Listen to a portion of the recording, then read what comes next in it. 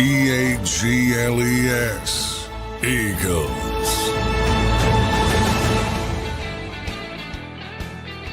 Welcome in, everybody, to a Wednesday edition of Birds 365 as we get closer and closer to Super Bowl 59. This week feels like the calm before the storm, Johnny Mack, as one of our great viewers in the chat just pointed out. How you doing on this Wednesday, brother? Doing well. Trying to get back into the groove. Eagles, we don't have a schedule yet, but I believe they're going to practice Thursday, Friday, Saturday this week, at least tentatively. So we'll see how that shakes out. As Super Bowl 59 approaches,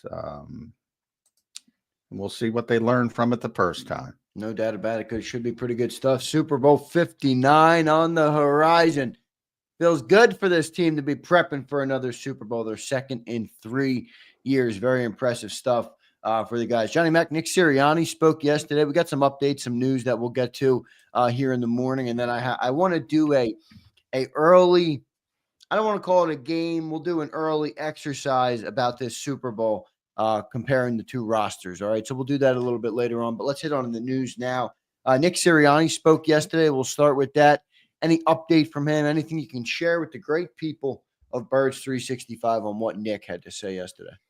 Well, obviously he's not giving you any info on the injuries, so Yeah. I know that's big for everyone. But I mean, anyone who's listened to Nick over the past number of years should know by now he's not going to give anything up when it comes to injuries. It just makes sense. I wouldn't expect when they do get on the practice field, Cam Jurgens or Landon Dickerson doing a lot, so I wouldn't panic. This week, obviously, it's about managing those guys to get to the football game. Brandon Graham, I know, is a big story. We talked about that yesterday. That's up to the doctors. You know, certainly Brandon would like to force it and try to play, but even if they do it out of deference and who he is and what he means to this organization, I would not think he'd be a key part of things. So I would temper that aspect as well. And then as far as, you know, handling the week and how it's different, he said there'll be some tweaks. He did admit that. Obviously, he doesn't want to talk about those, but you think about the history of Andy Reid in the bye week and Nick in the bye week, which is interesting. You know, Nick's been tremendous with bye weeks as well. So Andy's just a much larger sample size. So that's an interesting part of it when you have that extra time. And then probably the biggest news of all is that all of a sudden Kellen Moore looks like he might be the leader in the clubhouse for the New Orleans Saints job. So that's going to be a thing. Now you got to add that into the mix with the Chiefs are getting all the calls, people. I'm like, hey, don't watch it then. If you know what's going to happen, that's where I'm defaulting to with those people. So The Kellen Moore stuff's interesting, John. I mean, and let me ask you a question, all right? And perhaps it might be the stupidest question ever, or it might be an ignorant question, and I'm perfectly all right with that, all right? Is every head coaching job really worth it? Like, it's up to the individual, but there's only 32 of them. Right. It's like, you know, there's an old adage in politics, you know, the most exclusive club in the world is the U.S. Senate. Not really. There's more exclusive clubs, one of them being NFL coaches. There aren't a lot of these jobs. And, you know, if you believe in yourself, you believe in yourself. So, but I hear what you're saying. You know, you look at a Ben Johnson. I don't, and he, you know, begged off for a year, but he only begged off for a year. He knew. He kind of knew this year this was it. And he probably landed in a worse spot than he would have landed last year. It's hard to, certainly with Washington, you saw what happened with Washington. Yeah, I just mean, like, you know, look at Shane Steichen. And I'm not criticizing Shane at all for leaving. I certainly understand it as a guy who has my own career ambitions. I understand that completely.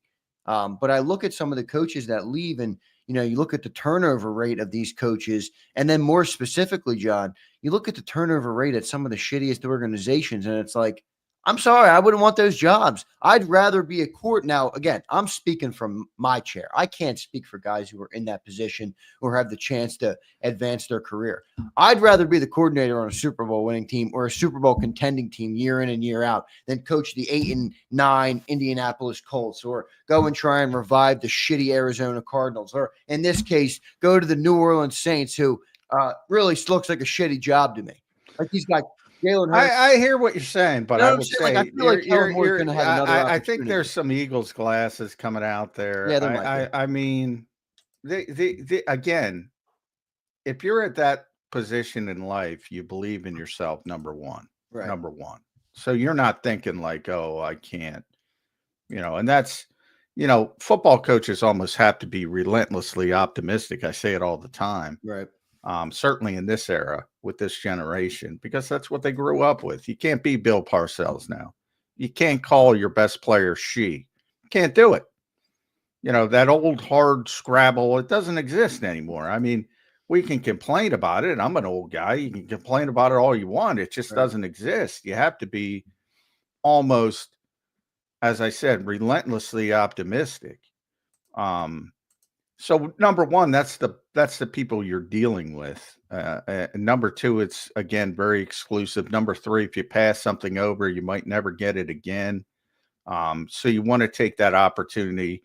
And you look at Robert Saleh, somebody who fails with the Jets, a bad organization.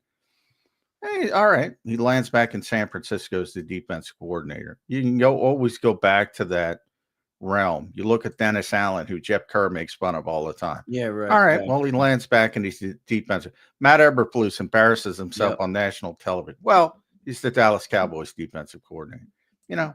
You're going to be able to go back to. Yeah, and Kellen's probably already proved enough to have that safety net forever. I mean, at least for the foreseeable future. Yeah, I mean, certainly, I'm with you. If he takes this job, I'm with you 100%. He's likely going to fail. It's got nothing to do with Kellen Moore. It's got to do with the GM and the organization. Right. It's probably going to fail. Is he not going to get another offensive coaching job when that happens? No, he is. So, yeah. I mean, I get, and then there's the money difference. I mean, the highest paid coordinator in the NFL is Vic Fangio, $4.5 million. The lowest paid head coach is probably double that, close to double that. So, well, that's enough of that. If you started with that, it would have made enough sense there from that alone. I mean, look, we all got to make money. I get that, no doubt about that. But I don't know, interesting. And it now certainly does look like John Kellen is the leader in the clubhouse, because McCarthy withdrew his name. I think I saw Joe Brady withdrew his name. I mean, is there anybody else that's even in the mix? Anthony Weaver is a guy, Miami defensive coordinator last year, came from Baltimore. He got an interview sort of understated because he's a defensive guy. They seem to always be understated. I don't know. You heard it was impressive, but remember who's driving all this. So it's always agents driving this thing. So I think the mentality, and you could see it from, what Mike McCarthy did, because I think it both had their druthers, Mike McCarthy and the Cowboys. They would have run it back now.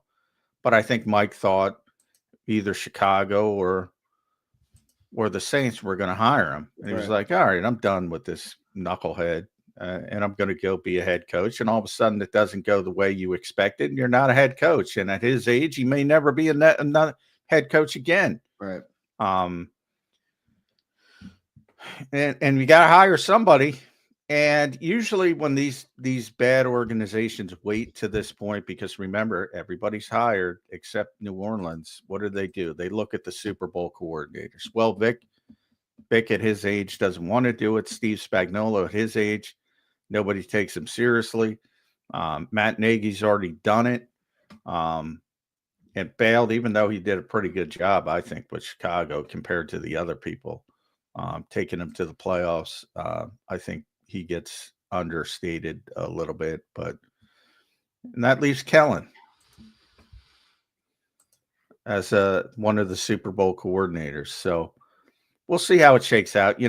Cliff Kingsbury could wake up today and change his mind if they say, just like Liam Cohen, they say, we're not comfortable with Kellen Moore. Let's go give him. Right. When guys pull out, Joe Brady the same way. All right. Well, Liam Cohen pulled out. How'd that work out? It's true. Come in with the right bag, or you meet whatever the demands are of the candidate. They could switch their minds real quick. So there you go, though. Kellen does seemingly seem to be the leader in the clubhouse for the New Orleans Saints job. Now, John, the procedure on that would be they can't hire him till after the Super Bowl, right? Yeah. So they would just have to basically act like they're not. Yeah. It'll come out that he's the guy, but they can't hire him until after the Super Bowl. And that's fine. It's not going to be a distraction to Kellen Moore. I'm not saying it is. I'm just giving. I'm not saying I'm not picking. Yeah. I'm trying to be proactive here. Guy's never won a Super Bowl. Desperately wants to win a Super Bowl. This is very important for these guys. The two things could be true at the same time. He desperately wants to win a Super Bowl, and he wants to be a head coach. Yep. And there's nothing wrong with that. Yeah, I mean, he's not going to go into the Super Bowl not care. That's what one thing I think is a little bit tired and foolish is people who act like the coordinators are not going to care in the Super Bowl because they have a new job already. No, I think that's obviously clear, John. He wants to get that ring as well, just like everybody else does. It's a big feather in his cap as well. So we will say if Kellen, John, you're early. I'm going to make you make a prediction. You think Kellen Moore will be the next head coach of the Saints? I do, but yesterday I thought Mike McCarthy would be. So take it for what it's worth. Again, it's all agent driven at this time of the year. So the thought in the league was that Mike was getting the job. Now it's that Kellen's getting the job, and certainly by no stretch a guarantee. Yeah, you can always tell when the agents put out the message too. Like I saw one about McCarthy. It's like Mike McCarthy has withdrawn his name. He is expected to be a top candidate in the next hiring cycle next year. I'm like, I'm sure Mike McCarthy is, right? Yeah. So, we'll see. But, if he does, good for him. If he doesn't, he'll be back. Good for the Eagles. I know everybody's hyper focused on the continuity, yada, yada, yada. Well, here they are in the Super Bowl with a first-time coordinator. So that was the whole narrative. Well, it was the second year with Shane Steichen. Well, guess what? It's not the second year. Yeah, but here's the pushback I'd give you. I know you're in the Super Bowl, but you certainly didn't get the most out of your offense and your quarterback because it's learning a new system every year. I mean, you know how complex these systems are.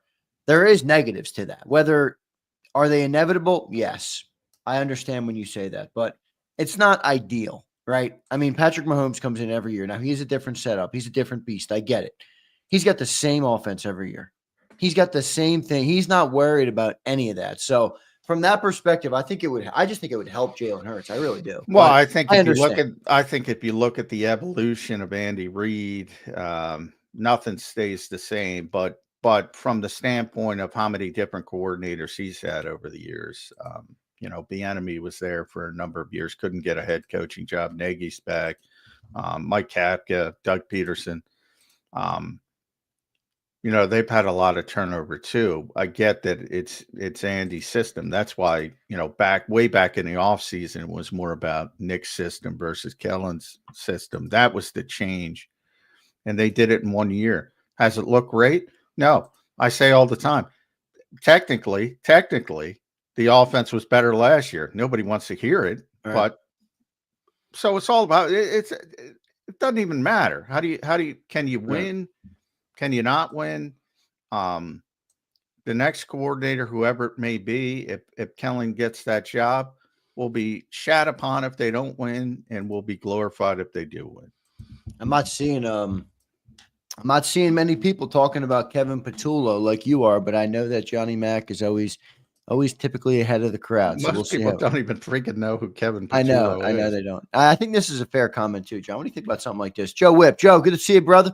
By the way, appreciate everybody for being here this morning. I forgot to welcome everybody in today to a Wednesday edition of Birds 365 as we now get closer and closer to Super Bowl 59. I think it was Amber in the chat who said it's the calm before the storm. It is this week, and we are getting ready for the week leading up to the Super Bowl and then obviously the big game. So looking forward to that. Joe Whipp checks in and says, experience with different systems can be a positive also.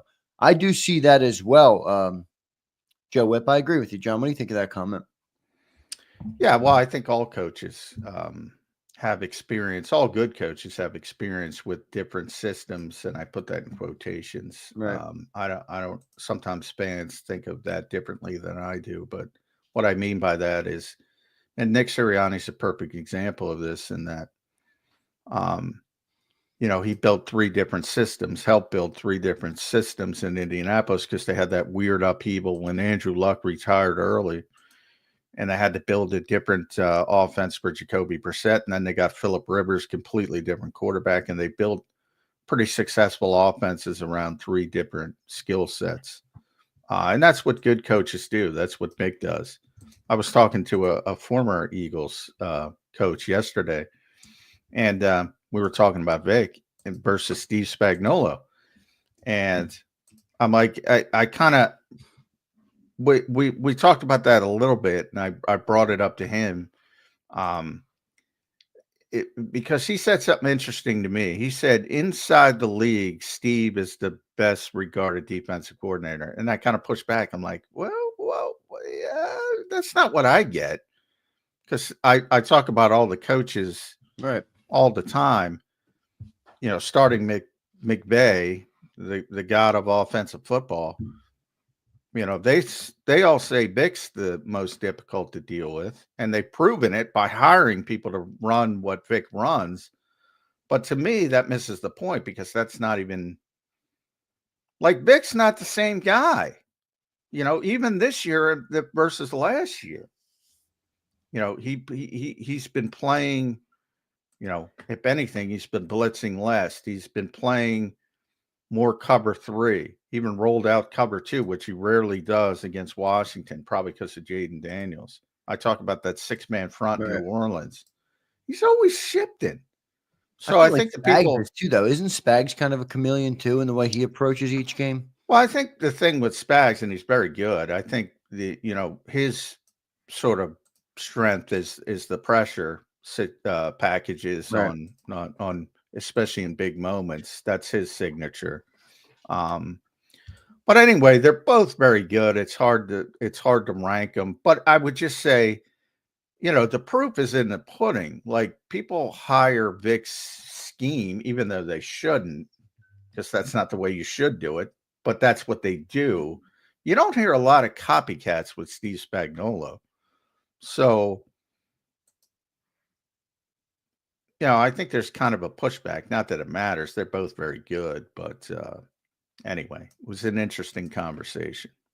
No doubt about it. Johnny Mac, when we talked about this yesterday, the game ended. I listened to this. I heard it live. I'm like, interesting comment. I didn't think it'd be this big. I should have known. The media loves to, give a couple days or 2 weeks between the Super Bowl. They're going to make something of it. The straight jacket comments are now dominating the national airwaves. John McMullen about Jalen Hurts and the straight jacket. Flippant comment.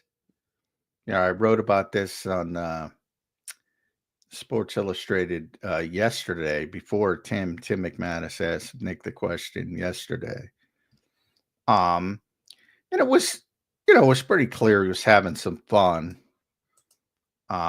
And I'll retweet it if everybody wants to go to my Twitter at JAKIB McMullen, or X. But to me, it's and I said it. I compared it. This team, and specifically the on-field leaders, Nick Sirianni and Jalen Hurts, one coach, one on obviously the quarterback. So the 2 highest profile people. They like to pretend they don't hear the outside noise. They always say, you hear them say, we don't listen, rat poison, blah, blah, blah. But they do hear it. And they show it every single time when things go well and the winning lines up with the style points, and they turn into Gronk spiking the football, the monster spike versus Barry Sanders. That was my comparison, who just found the nearest official and handed him the football. Right. That's what they do. They've done it historically. You go back to the Pittsburgh game and Jalen started. Is that what you were all looking for? Whatever he said, paraphrasing. Spiking the football. To see or something? Yeah. Is that what you wanted to see? Yeah. Thank you. Nick does it all the time. That's what he was doing. I don't think it's a big deal, but you know, I do. My whole point is there's no disrespect of Jalen Hurts. But if it fuels them, use it. I think I believe that is what's happening. I mean, I think he believes there is. Then that's fine. Hey, if he believes and one thing I would push back on you a little bit on, because I agree with your sentiment. Every quarterback is under a microscope in every city. I do believe there's a little bit more of it with Jalen. I don't think that, Lamar getting criticized in the playoffs. I don't know. Josh Allen. Josh Allen, Jalen for Josh Allen can't beat the Kansas City Chiefs. Josh Allen can't beat the Kansas City. Nobody else. Yeah, but nobody in Week 14 is saying about Josh Allen. He can't win without all the talent. He can't win if you put the ball in him. He goes through the entire and make Josh Allen beat you. None of those narratives exist with those guys. Really? Now those are special quarterbacks, and they're maybe should be in the I don't want to compare them as players, but where I totally disagree with you is that he gets that every day of the year in Buffalo. Can't beat Kansas City. Can't beat Kansas City. Can't beat Kansas City. Yeah, but isn't that different than questioning someone's ability to like what? How many times have we heard? Take Saquon away, make Jalen Hurts beat you. You hear that all the time. I think that's a different criticism of you can't beat Patrick Mahomes and the GOAT in the playoffs. That's not. After watching the offense this year, I think any defensive coordinator would be an abject fool to not try to take Saquon away. Oh yeah, I agree. But yeah. So why is that disrespect? That's common sense. I say the same thing on the other side. When you're game planning for the Eagles as an offense, it's about Jalen Carter. You're game planning for Jalen Carter, first and foremost. When you try to stop the Eagles offense right now, you're game planning to stop Saquon Barkley. At least you should be. That's not disrespect. That's common sense. He's got 2,400 rushing yards. He's going to break the all-time record.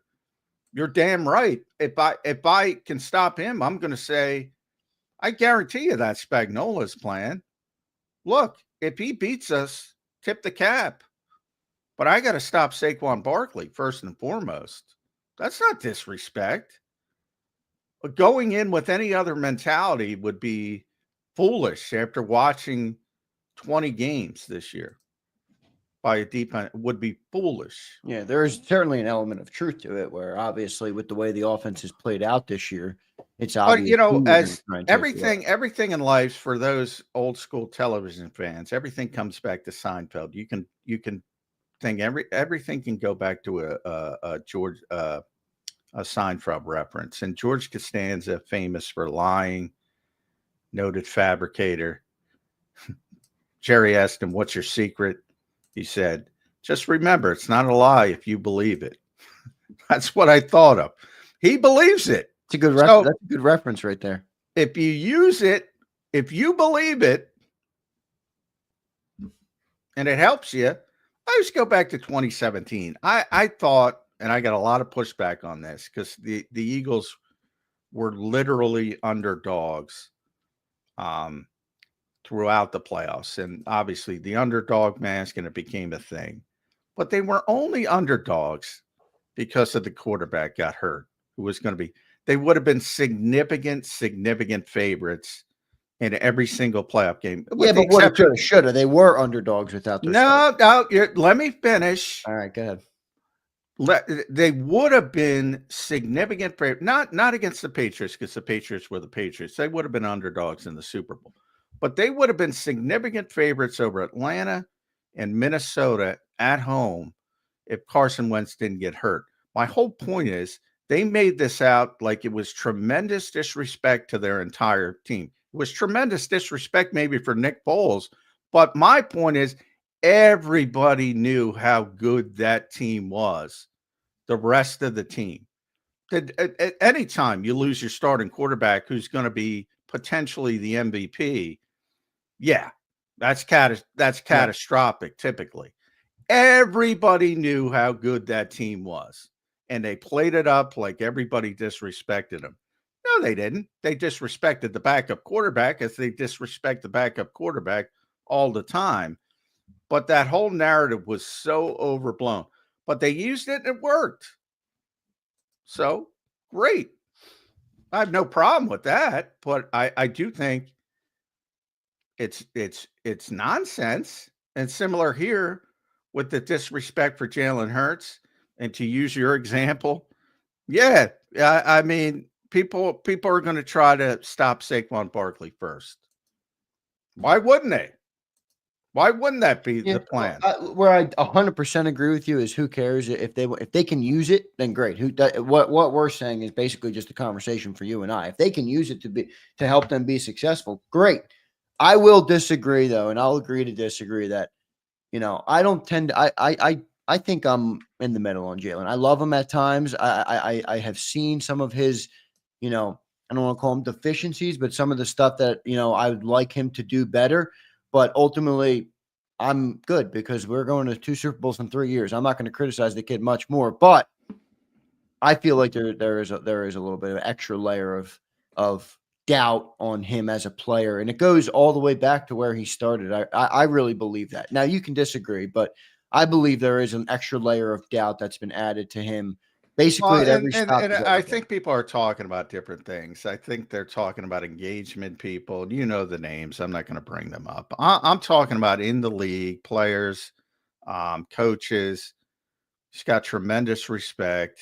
He knows it. Yeah, but the problem, though, John, the problem is that the engagement people control a lot of the narrative. Well, I can't. In other words, 100 million people are going to watch the Super Bowl. 450,000 might know what you're talking about. 999 million see the talking points all year long. Well, I can't control. Nick said it again anyway. Control what you can control. I can't control what people listen to. I can't control what people take seriously. I can't. So, I mean, there's nothing I could do about that. But if you ask me a question, just my opinion, is he disrespected? My answer would be no. That's fair. I can't control that other stuff or how much weight people put on that other stuff. If they just watch certain people, yeah, they probably think he's disrespected. That has nothing to do with Andy Reid and Steve Spagnuolo and last week Dan Quinn and Joe Witt, and before that, Sean McVay and Chris Shula, who spoke glowingly about Jalen Hurts. And part of it is Lou Holtzing it coming into the game. I get that. But you talk up everybody. But people respect this guy around the league. I mean, I talk about it all the time. He's a very unique player. And on the other hand, I'll say, he did well against the blitz against this team. Yeah, all right. Now he's got to deal with Steve Spagnuolo. That's a concern of mine. We're going to be talking about it all week and next week. His blitz ain't the same as Washington's blitz. No. Or the Rams blitz. Yeah. I don't give a shit. Have they been good against the blitz historically with this quarterback? Not really. That's not disrespect. That's reality. He's gotten a little better at it this year, but the problem is he's still taking some sacks on there, right? Well, the problem is he's not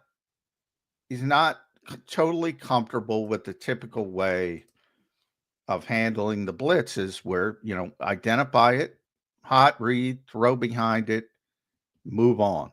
I do think, and maybe this is just and again, you can correct me if I'm wrong on this, but just an observation for me as I rewatched the game last week again, yesterday, and just from rewatching some of the games and looking at all 22s, it does look like Jalen's doing a lot of checking in and out at the line of scrimmage. And when you have a run game that's as successful as it is, I think he does deserve some credit for that. Yes or no?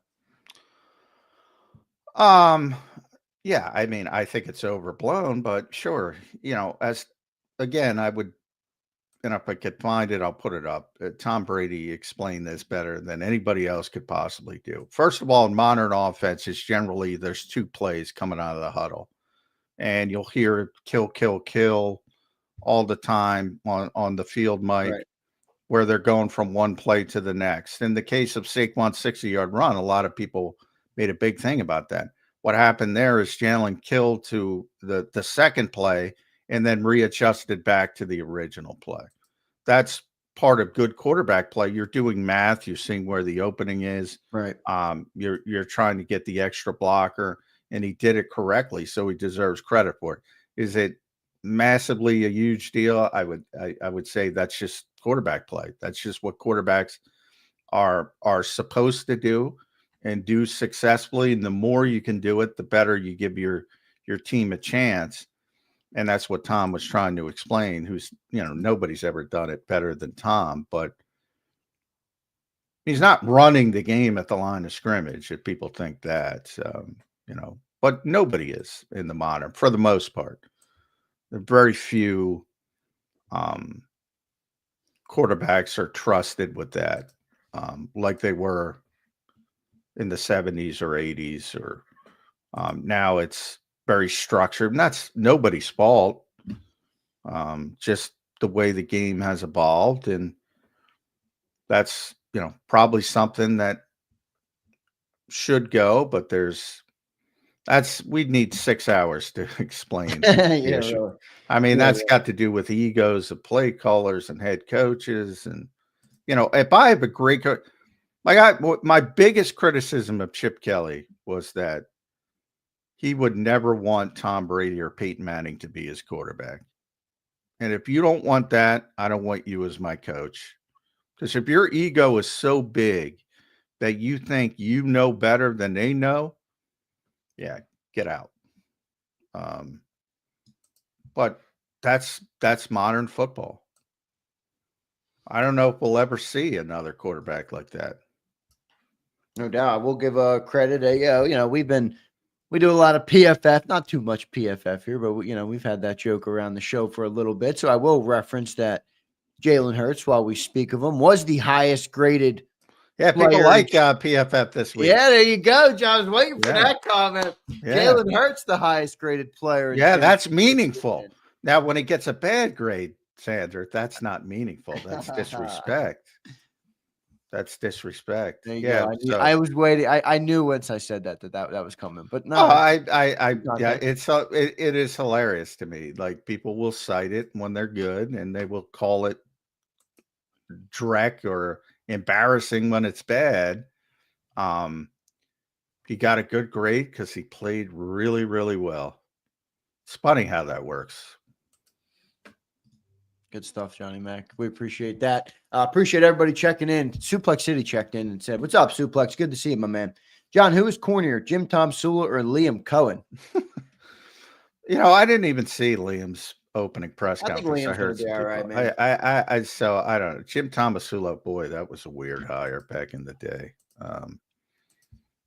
Boy, there's some bad organizations, man. But there's been a lot of corny, and depends on your definition of corny. A lot of people thought Nick was corny. A lot of people still think Nick is corny. Well, Nick is. I don't know. You got the high school Nick Harry people, corny, but I think everybody's a little weird. John, I think you're a little weird. I think I'm a weirdo. I think the people in the chat are weird. Nick's weird. We're all weird. I mean, that's what makes us. Everybody's got their weird. Yeah, I'm with you. Everybody's got their weird. I would I've hired Liam Cohen? No.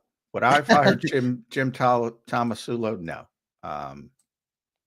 Well, the thing with Liam Cohen that I dislike a lot more than him doing a goofy Duval and a goofy opening press conference was I didn't like the way he handled his departure from. Well, yeah, that's my biggest. And you talked about that. Yeah, it's a leadership position first, and if you're not grown or mature enough to handle that the right way, I think that maybe says a little bit more about how you do business, and I wouldn't like that. But yeah, look at all these people. Look, F you, Zander. I ain't weird. You're weird as hell, bro. I don't know what you're talking about.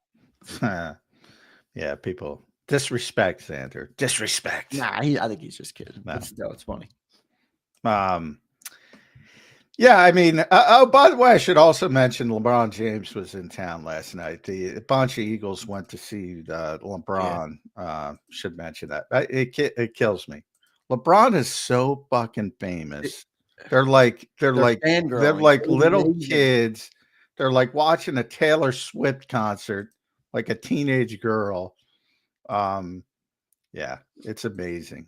He's also massive. He made AJ Brown look Oh God, yeah. Oh, pedestrian. It's people crazy. have no idea. For the years I covered the NBA, I got to know LeBron a little bit. I first of all, for who he is and what he does, and you saw it last night. Jason Demas from Channel 6. Yeah, did you see that one after? Because a lot of people were sharing out the one on the floor. That was Yeah, different the than- one after where he's his interaction after was cool. where he's taking time for all these people want Yep. he gets that every day. Every day. Every day. And I was amazed how grounded he was for who he is, because he's one of the most famous people in the world. Forget about the United States, because basketball is so popular internationally.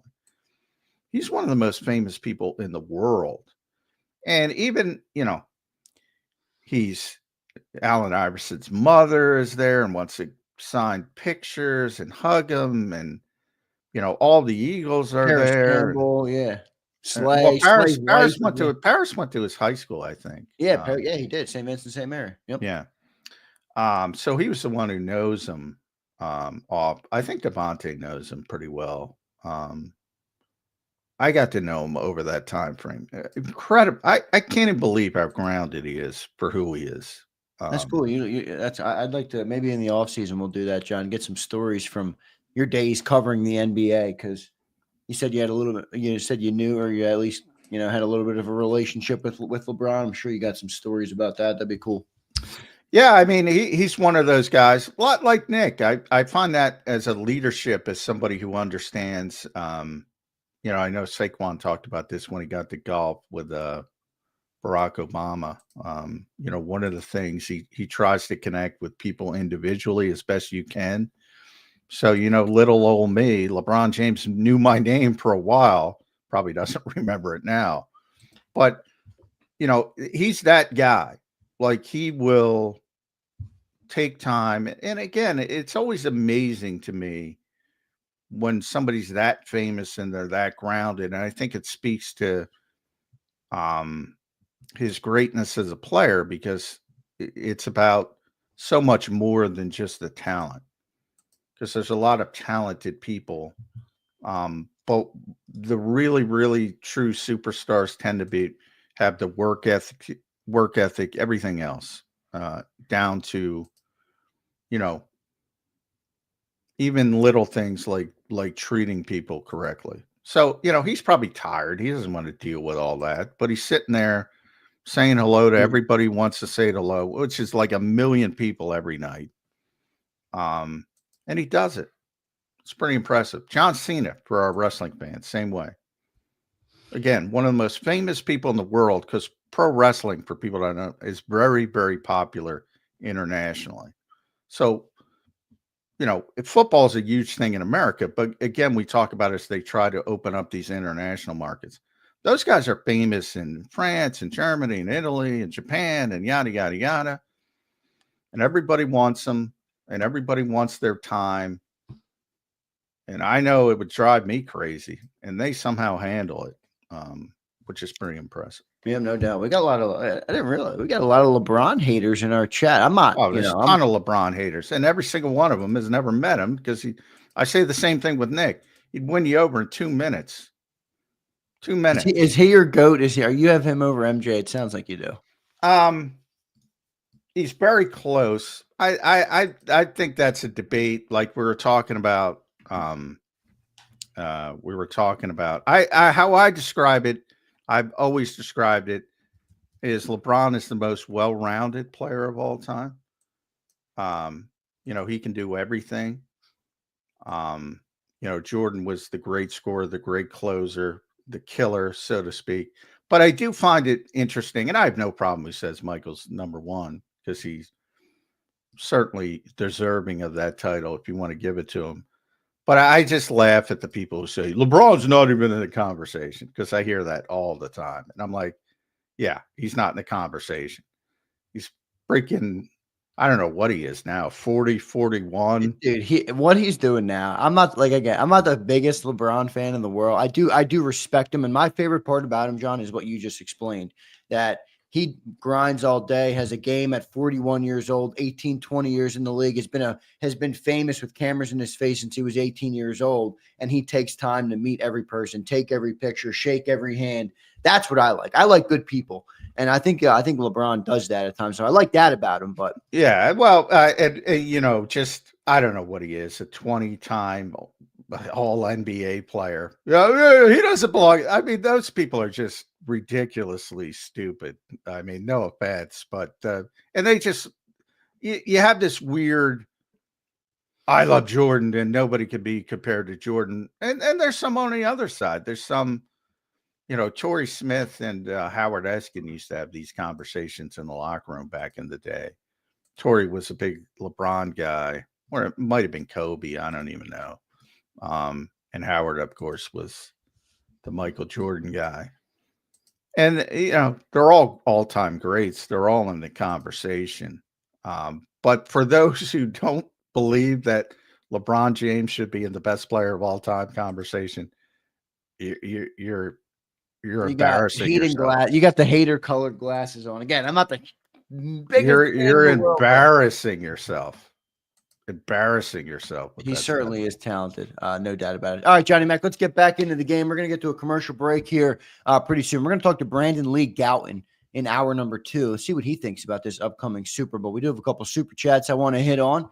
Mac Main checks in. Look at this. Zander, this Stout U hoodie is fire. Whoever got a chance to win this thing, you won't be disappointed. Mine came in the mail yesterday. Thanks, Mac. Didn't even know you had a Stout U hoodie. Oh, yeah, we got the Stout U hoodie, Johnny Mac. I'll have to show. Maybe I got to get Johnny Mac a Stout U hoodie. Well, John, that's one I might even wear. Probably not. So give it away. I'll send Johnny Mac. Well, it's just got Jacob on the front with a nice Stout U in the back. But Mac was one of our winners for it. I gave a couple out. So Mac, thank you, bro. Appreciate the super chat and happy you got your hoodie and happy you like it, more importantly.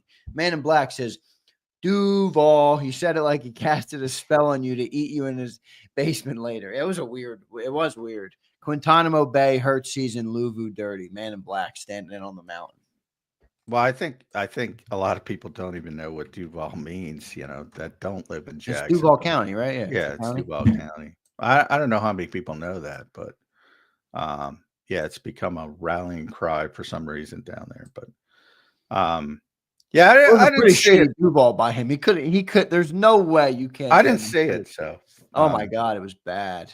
I mean, come on, man, give him a Duval. You're the new head coach of the football team. Well, that's part of my problem. I often think about, how is that going to work? They always put cameras in front of these guys, and they gotta run the clown show, and they got to put it on social media, and they're not comfortable with it. So, I'm not going to kill him for that. I don't think he's going to be a good head coach because of what he did to Tampa, but I don't think he's showed much leadership at all and how that went out. But I'm not going to kill him for not looking good on the social media platform. I just thought the Duval, I thought he could have put a little more emphasis into it. But hey, that's just me. Johnny Mac, I want to ask you about, and this, I'm going to ask you to opine on this, not because I know there's no report. I mean, on it. There's nothing yet. Dickerson and Juergens, what's your feeling going into Super Bowl? We're probably around 10 days, I want to say, maybe 11 days out from the Super Bowl. You feel like both of those guys are going to be good? I know Cam already said he was going to play. Yeah, Cam. So did Landon. I don't know. Landon didn't talk to a lot of people, but yeah, he's going to play. He's going to play.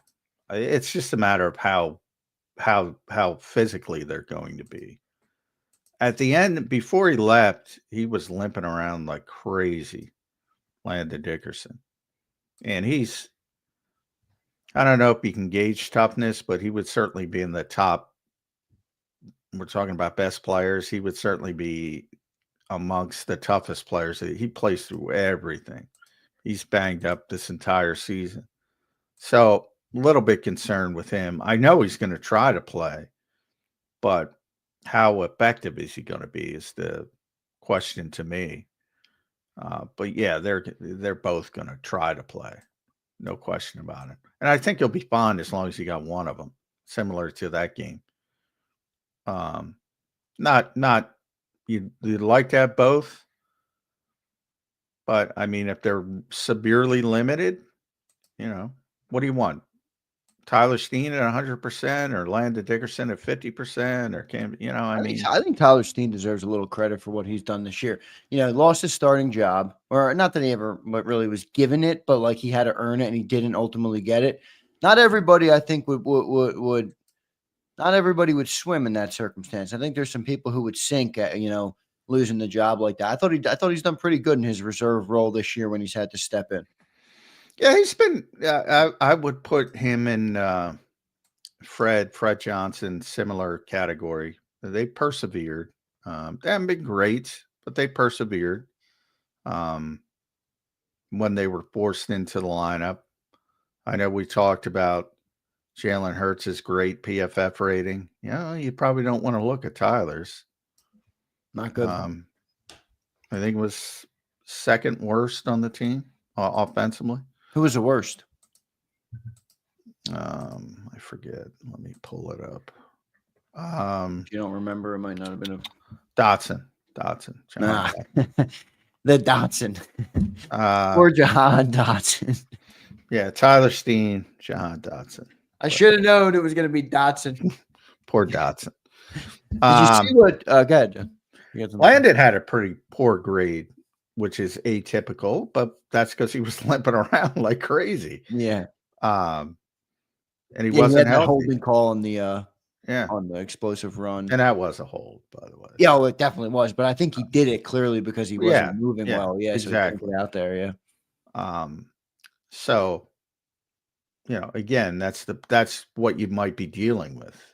A Landon Dickerson who's typically going to be up, with Lane and Jordan is now, the guy who played against Washington was not as effective because he was dealing with something, and you might get that in the Super Bowl as well. Good stuff, John. John, did you happen to see what Andy Reid had to say about Saquon Barkley? He's prepping to face the best running back in the league this year, Saquon Barkley. I did not. I can only imagine it was very complimentary. Yes, it was. Now I know there's some gamesmanship there, but I do think Andy Reid knows how good Saquon Barkley is. I'll give you the exact quote. I don't know if he was on with Jeff Skversky or what. He calls him a running back who is arguably one of the best in the history of the game. And that was a quote from Andy Reid. So that's not disrespect. That is not disrespect. No bulletin board material there, John. Yeah.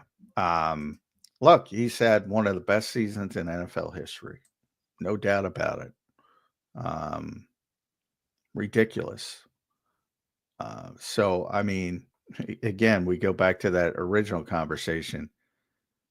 If you're saying, all right, we're going to game plan and we got to stop Jalen Hurts in this passing game first and foremost, I don't know what you're looking at if you're looking at this film. Because the goal is, again, that's what the Eagles envisioned when they put this together. Pick your poison, but you got to pick your poison.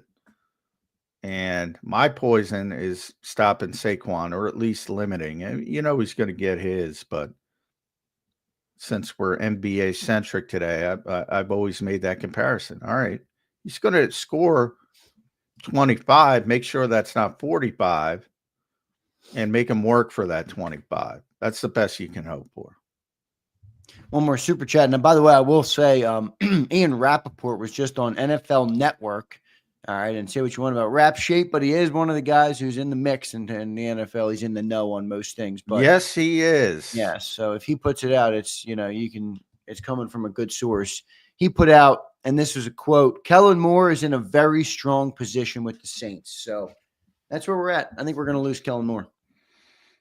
Yes, I mean, you'd like to keep them, but I mean, Yeah, I if want you some continuity in them. if you go to the Super Bowl, this is what happens, and how we explain that. And it's way better to go to the Super Bowl and lose a coordinator than to be 10-6 or be one and done, and nobody wants your coordinators. So, that's an entitled problem. That's a rich people problem. Right. And you'd rather have those than the opposite, I would say. All right. Let me answer Stephen Patton. Stephen says, Johnny Mac going to New Orleans? Yes, sir. Johnny Mac will be down there next Wednesday. Johnny Mac flying into New Orleans. So we'll get some stuff from New Orleans from Johnny Mac. So good stuff there, Stephen. Thanks for the question, brother. I appreciate it. One more super chat. We'll get to them. We'll get to a commercial break. And then I want to do a quick exercise before we get to BLJ. We'll do that. Flexing and Steppin says, I don't want to meet dudes that partied with Diddy. Flex, I'm with you on that. And LeBron's been partying with Diddy. I don't know what's going on. Did he go to the white part? I mean, yeah. Oh, no, it wasn't the white part. Haven't you ever seen the video of LeBron floating around of him on FaceTime? And he says, now, ain't no party like a Diddy party. That's what he said. I'm like, oh, all right. No, I didn't see it, but, I can't speak to what people are doing in their personal free time. But I've always said, be careful with hero worship, because everybody's a human being. So true. And you're going to be disappointed because and everybody who's ever taken a picture with Diddy or done a video now is getting that. This ain't no picture, Johnny Mac. Yeah, well, no, I have not. I'm saying anybody who's ever, same thing with LeBron. Like, how many people went up to LeBron last night just from the clips from Jason Dumas from Channel 6? Yeah. How many people went up to him? Now, I don't know all those people. Well, I know the Eagles, but all these other random people. Yeah, right. LeBron. What if they show up? Oh, he's with LeBron. I mean, it works both ways. Yeah, I get you. All right, Johnny Mac, good stuff. We will do a exercise on the Eagles Chiefs roster when we get back. What's Johnny Mac thinking about how these rosters stack up? We will run through that exercise next. And then in hour number 2, we have Brandon Lee Gouton from Bleeding Green Nation. So looking forward to talking to BLJ. That reminds me of who's a wrestler that Jody used to do that for BLJ? What's that? RBD, Rob Van Dam. Okay. All right. There we go. So a little throwback to what Jody used to do for BLJ. Rob Van Dam. RVD, that's what it is? Yes. And when you do this, he would do this. Yeah. RVD. All right, gotcha. All right, good stuff. Appreciate everybody being here. Don't forget to hit that like button for us. We appreciate everybody being here in the chat. Mac Main, what's up, brother? Flexing and Step. Keese, what's up, Keese? Chuck Hutton, good to see you, my man. John Secunda's in here. Sig Lure, James Jones. Suplex City, my guy Suplex. Brian Fleming, Brandon Howard. Appreciate all you guys. Don't forget to hit that like button. Birds 365 has been crushing it, and we appreciate that's mostly because of you guys. So we could talk into a void, but you guys show up every day for us. Bob Brown, appreciate you, man. So thank you all.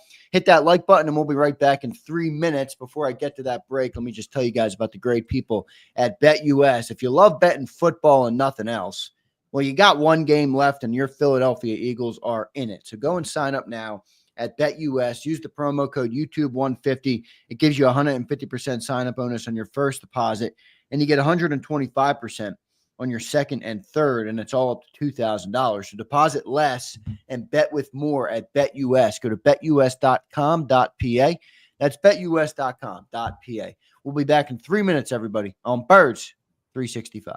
Ignite your nights with free live entertainment daily, only at Live Casino and Hotel Philadelphia's Center Bar. 7 days a week, enjoy some of the region's top party bands, performers, and DJs as they take the stage in the heart of the casino action. Great cocktails, live music, and lively moments. It's all happening at Center Bar at Live Casino and Hotel Philadelphia. Visit livecasinophilly.com for more details and the complete list of upcoming events. Must be 21 or older. Gambling problem? Call 1-800-GAMBLER. counselor. The following is a real testimonial from the father of a young injured victim. I didn't think she was going to make it. Major Perry's daughter was the victim of a horrific accident caused by someone else's negligence. If you don't find the right counselor, law firm that you're looking for, you will get lost in the wilderness. Badly injured? Call the Fritz and Bianculli Law Firm at 215-458-2222 and find out why they say, "We got this." In our hometown, we all look out for each other. We step up to keep our communities going strong. And at Independence Blue Cross, we're here to keep you going strong as the #1 health insurer in the region. No IBX is always looking out for you.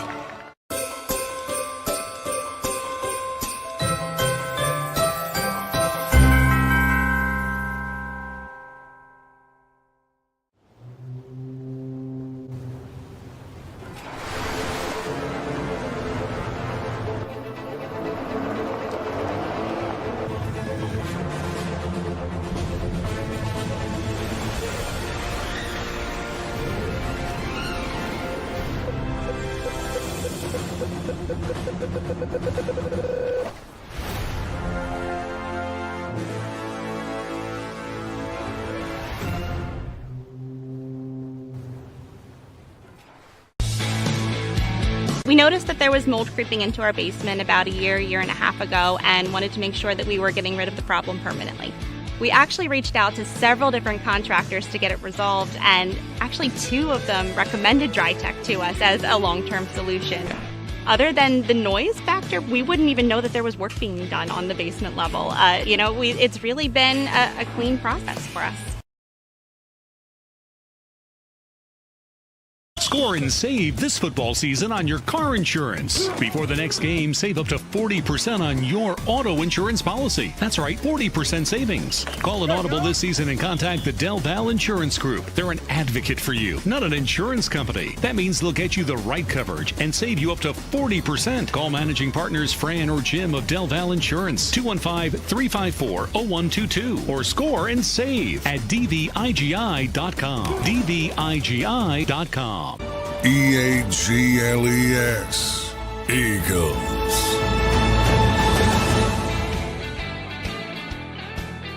Welcome back in, everybody, to a Wednesday edition of Barrett's 365 as we inch closer to Super Bowl 59. An instant classic, John, I'm feeling is inevitable in this game, a Super Bowl 57 rematch. John, when we won our first Super Bowl, we revenged a loss to the greatest coach and quarterback duo of all time in Brady and Belichick. Now we have a chance to do the same in avenging our 57 loss to the modern day greatest coach and quarterback duo of all time. So I'm pretty pumped up about the opportunity this team has in front of them, Johnny Mac.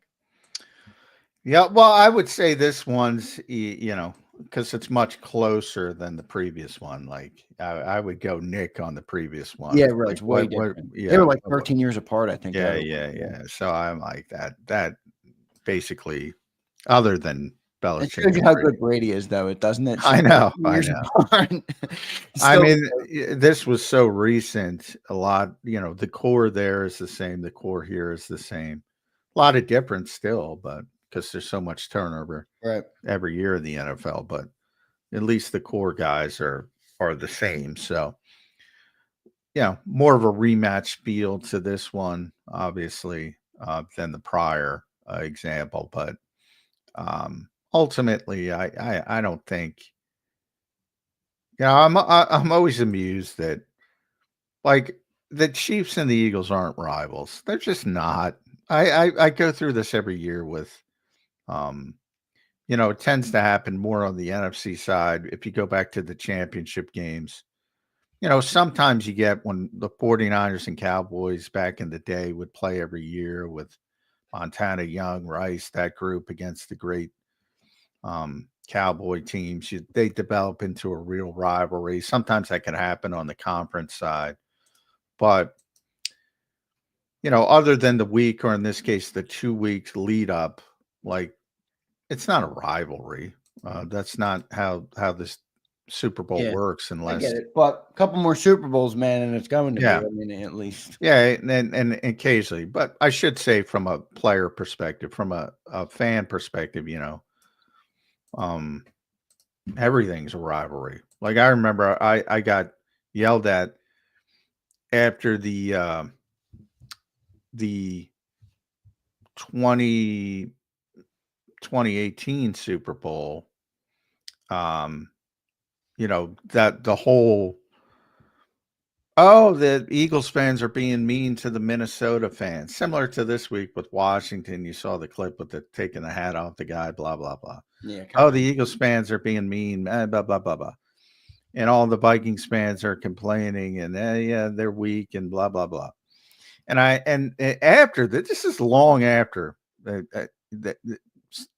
Vikings social media account tweeted something about green. It was about the Green Bay Packers. That's their rival. And they were taking a shot at the Packers.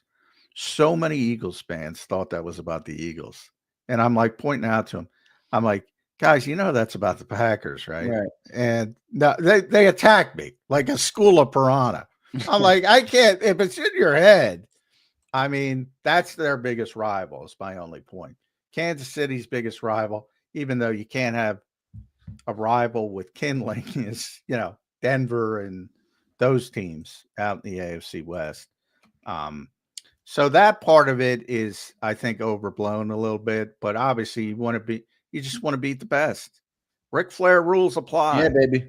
Yep. To be the man, you got to beat the man. All right, let's do If they beat this team, it's even more meaningful because of what the run they've been on. Yeah, that's that. In my opinion, that would be the two greatest Super Bowls ever. I mean, I'd rather have two Super Bowls against Brady and Mahomes than anybody else. So that's pretty sick.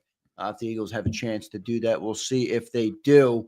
I want to make one public service announcement before I get to this quick topic, and we're dwindling on time, so I'm going to try and do it quick. But I saw a report yesterday, and news came out that an 18-year-old Philadelphia Eagle fan died after suffering a brain injury from falling at the celebration after the NFC Championship. Now, I'm not going to sit here on a high horse and tell people what to do, okay? But I'm going to make a plea to the people in JAKIB Nation. There's millions of Eagles fans. I don't talk to all of them. I talk to the people who are here, the thousands that we have. If you go down there, please be safe. That's why I hate events like that. I don't like big crowds. I don't like going into places like that because you can't control it. But I did want to just say rest in peace to that kid. And if you're in JAKIB Nation and you're going to go and celebrate, please be safe, man. Put your safety first. It's not worth somebody's life to die over a football team. All right. It's a football team. Yeah, I agree with that. And I'll go one further. Don't climb the poles. That's why they say don't climb the poles. I mean, there's plenty of ways to celebrate. Just, don't do stupid shit. I'm a different cat. I could celebrate in the studio alone with the people on the stream. That would be a good enough celebration for me, but I know people like to do all the hype and the hoopla. So no doubt I get it, but I did want to say rest in peace to that guy and use your head, everybody. It's a time when people drink and they lose their head. Use your head. Don't lose it. All right. All right, here we go. John, let's do a roster breakdown, position breakdown. I'm going to say a position and I want you to give me who has the advantage in Super Bowl 59? All right. We'll start with head coach Nick Sirianni, Andy Reid. I think this is a given, but I will give Nick credit for what he's been able to do in his first 4 years. John, head coach advantage.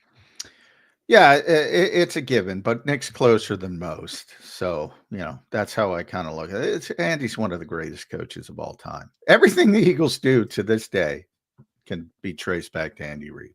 Yep, I agree. Good stuff there. Andy Reid, a clear advantage there. QB, I think probably another easy one here. Mahomes, Hurts. Who's got the big advantage in this game, John? Disrespect time. I'm going to go Patrick Mahomes. No, that's not disrespect there. Is it? Well, some people think it is. I don't think anybody would. He take that. didn't have a good year offensively. He didn't. The stats are not there for Patrick Mahomes. Yeah, kind of an interest, kind of a similar conversation around Hurts and Mahomes this Well, year. yeah, Obviously, Mahomes you is my think? heart. Yeah, even Patrick Mahomes gets shit, which brings back to my original point about Yes. all All cornerbacks right. getting shit. That was not the Um, right time to use that after John thoroughly explained it earlier in the show. This is one of the greatest quarterbacks of all time. And I'll tell you what, if it's a one-score game, the Eagles are up, say, 23-20, and they got the ball with 2 minutes left. I don't like your chances. I'll say that. We'll say running back advantage, Johnny Mack, a clear win for the Eagles, in my opinion. What say you? I'm going to go Kareem Hunt. I'm joking. No, yeah. John having a little fun. A wide receiver Slam advantage. dunk. Interesting here. Slam dunk for the Eagles as well. Yeah, slam dunk at wide receiver. Even with Jahan Dotson.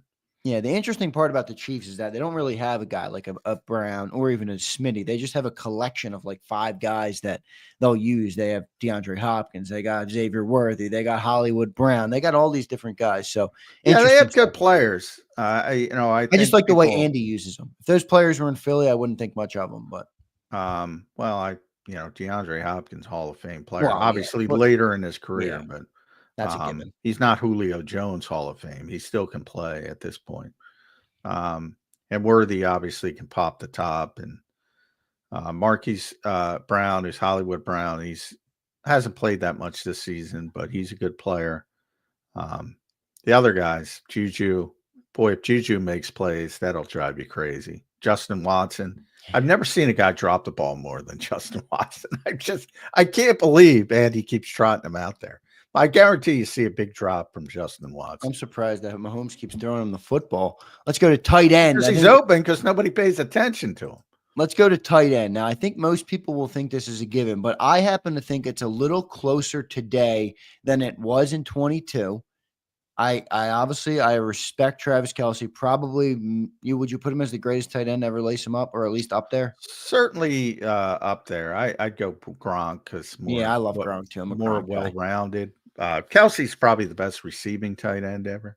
Not the best blocker in the world. Who's got the advantage tight end this game? Because the Chiefs. The Chiefs. It's got more to do with Noah Gray's really good too. So they have 2 really good tight ends. I'll use what you used about the coach though. It's the Chiefs, but I think the Eagles tight ends are closer than. Well, it depends how deep you want to go. Like Noah Gray's way better than Grant Calcaterra, like way better. So I mean, they could go 12 personnel and have 2 really good tight ends on the field. Right, and we'll see if they do. But that. I think Kelsey and Goddard are close. Right, O-line. I think clear here. Next couple could be pretty clear. The O-line. Yeah, I mean, the Eagles have the best offensive line. Have one of the best offensive lines of all time. I'm on that train. The only thing that now Kansas City has 3 really good players: Creed Humphrey, Joe Thuney, and Trey Smith. Really good players. Joe's playing out of position right now because they've had so many issues at left tackle. But they're really good. Those 3 players. The Eagles, because of the Landon's injury and Cam's injury, are not as good as they typically are, but still one of the best offensive lines of all time. Good stuff there. D-line. I think this is closer than most think. D-line, Eagles, Chiefs. Chiefs have Chris Jones. I mean, they got some good. They got some good players over there. Who you got the advantage here with the who has the better defensive line? Yeah, I'm going to go push. Karlaftis is turning the corner. He's been great. Chris Jones is maybe the best defensive tackle in football. They got a lot of good players. You mentioned Ameniyu. He's turning into a pretty good pass rusher. They got a bunch of guys that you don't know, the Mike Danas of the world, the Pennells of the world, the Whartons of the world, but they're all good players. They're very deep, just like the Eagles. I'm gonna go push on that one. Interesting stuff there. Johnny Mack going push in the D-line. How about linebackers, John? Now, I would say Eagles, but you did lose Nakobe Dean, and now you got Oren Burks. Yeah, I would say Eagles if Nakobe was there, but I got to go Chiefs because he's really. Not. I'm still gonna go Eagles. Well, the Eagles have the best linebacker in Zach Baun. But the Chiefs got 3 really good linebackers. Really good linebackers. 3. That's Nick the one I Bolton. thought you might go Chiefs on.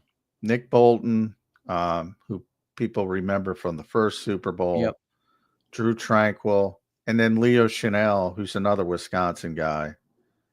Probably good friends with Bond. They're all good friends. I haven't talked to him about it yet. I assume they are, but he's had a great year. And Oren Burks has played great, but I got to admit, I keep waiting for the shoe to drop. I mean, if you were to rate those 4, Bond's number 1, Bolton's probably number 2, Tranquil 3, Chanel 4.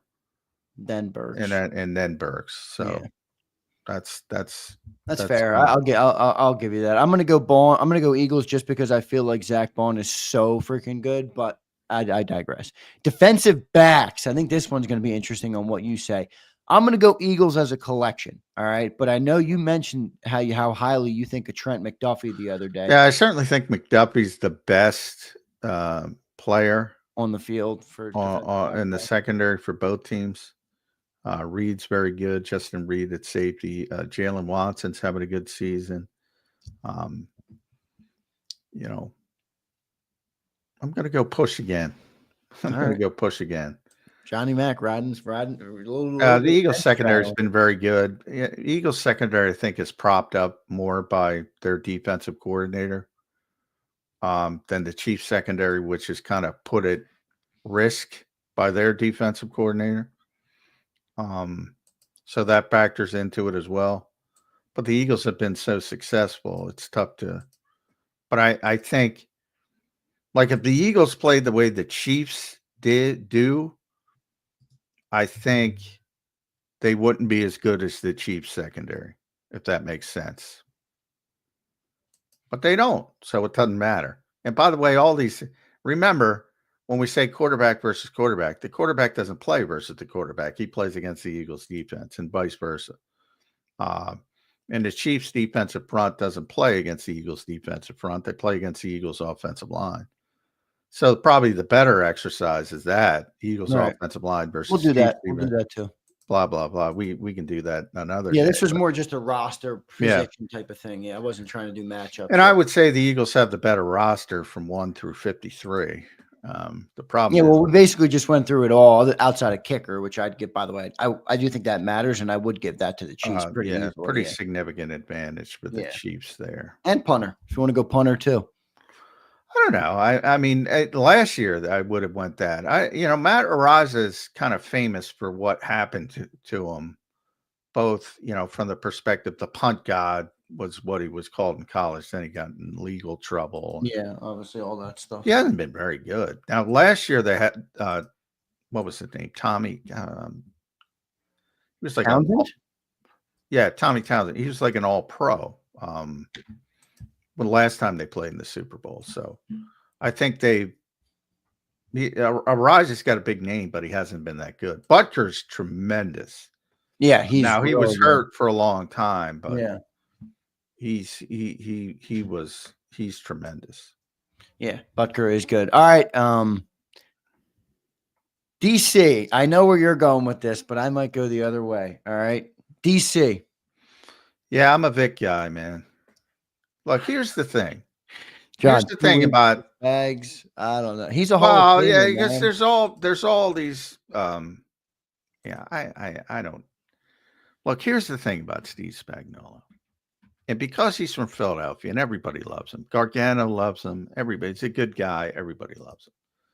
Andy, blah, blah, blah. And I'm not saying he's not a good defensive coordinator. But he was also the architect of 2 of the 3 worst defenses in NFL history. One in New Orleans, one with the Giants.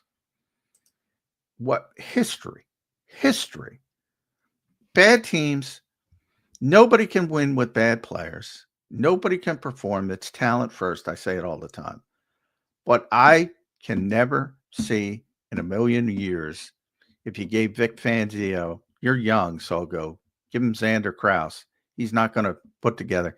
He's going to find a way. He's not going to put together one of the worst defenses in NFL history. It's not happening. Fangio, he's had some pretty low-ranked defenses. Low-ranked defenses. Worst of all time. Not low-ranked in a specific year. 2 of the 3 worst defenses of all time. Respect? Not 25th, yes. 2 That's of the fucking 3. crazy. Is that right? Yes, it's right. The 2012 in New Orleans when he was the defensive coordinator, and I think it was 2016 with the Giants. Holy shit, Spags. 2 of the 3 worst defenses of all time.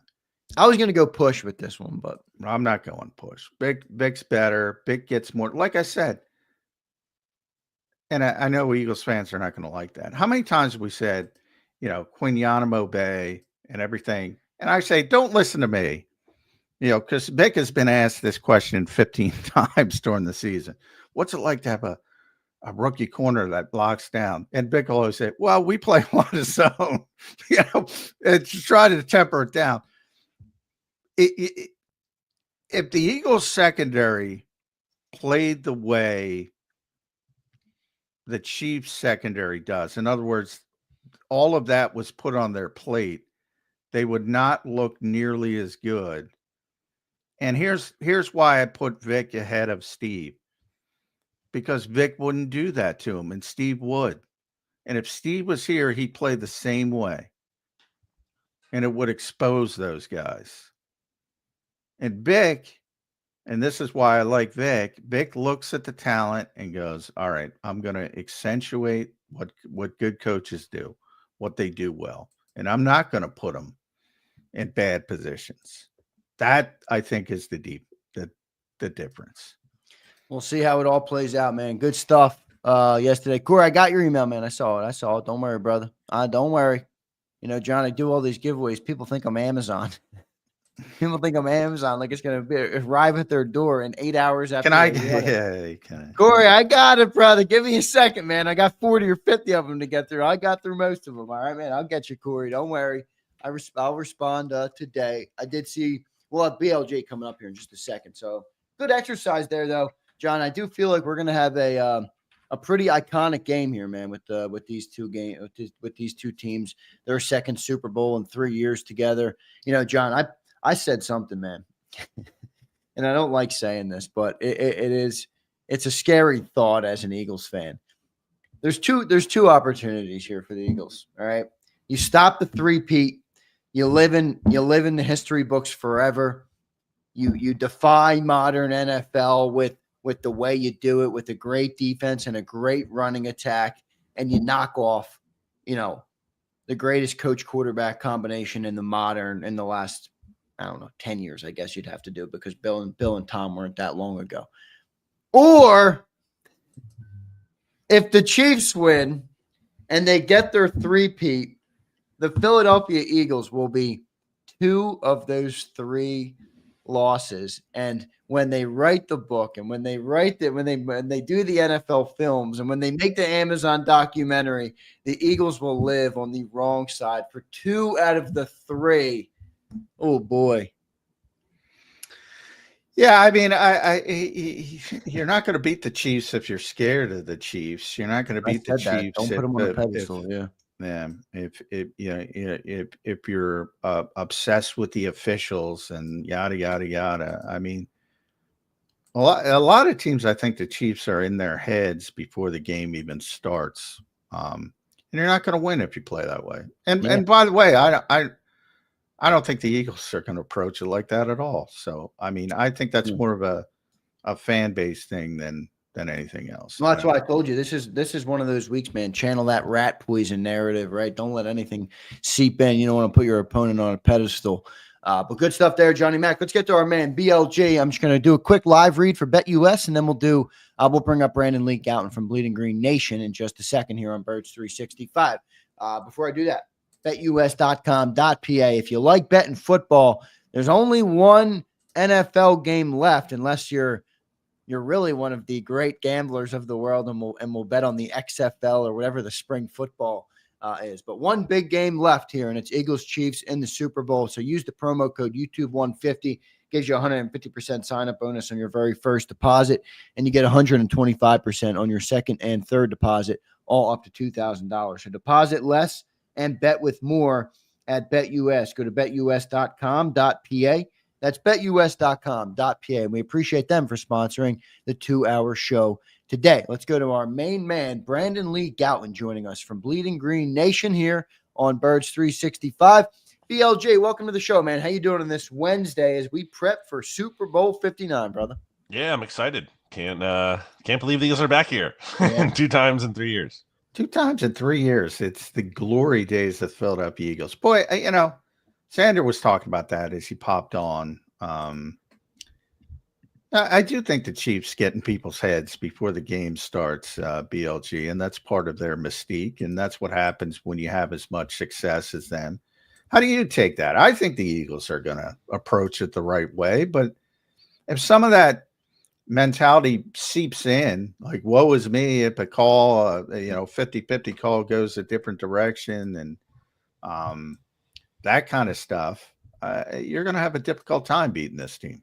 Yeah, the Eagles can't buy into that. Outside observers certainly can. I think I've bought into that from a standpoint of it just seems like they kind of have, for lack of a better phrase, like this kind of like devil magic working for them sometimes where I do think it's real from this perspective. I've always said, I mean, when I covered the NBA, we've been talking NBA for some, because the Eagles were with LeBron last night looking like teenage girls, by the way, when LeBron showed up. But the Jordan rules is it's real because he turned into the superstar that he turned into, and then he got deference. So I do think, when you're that good, I think you tend to get the benefit of the doubt, but that's part of breaking through against a great player or a great team or whatever it is. I think that part of it's real.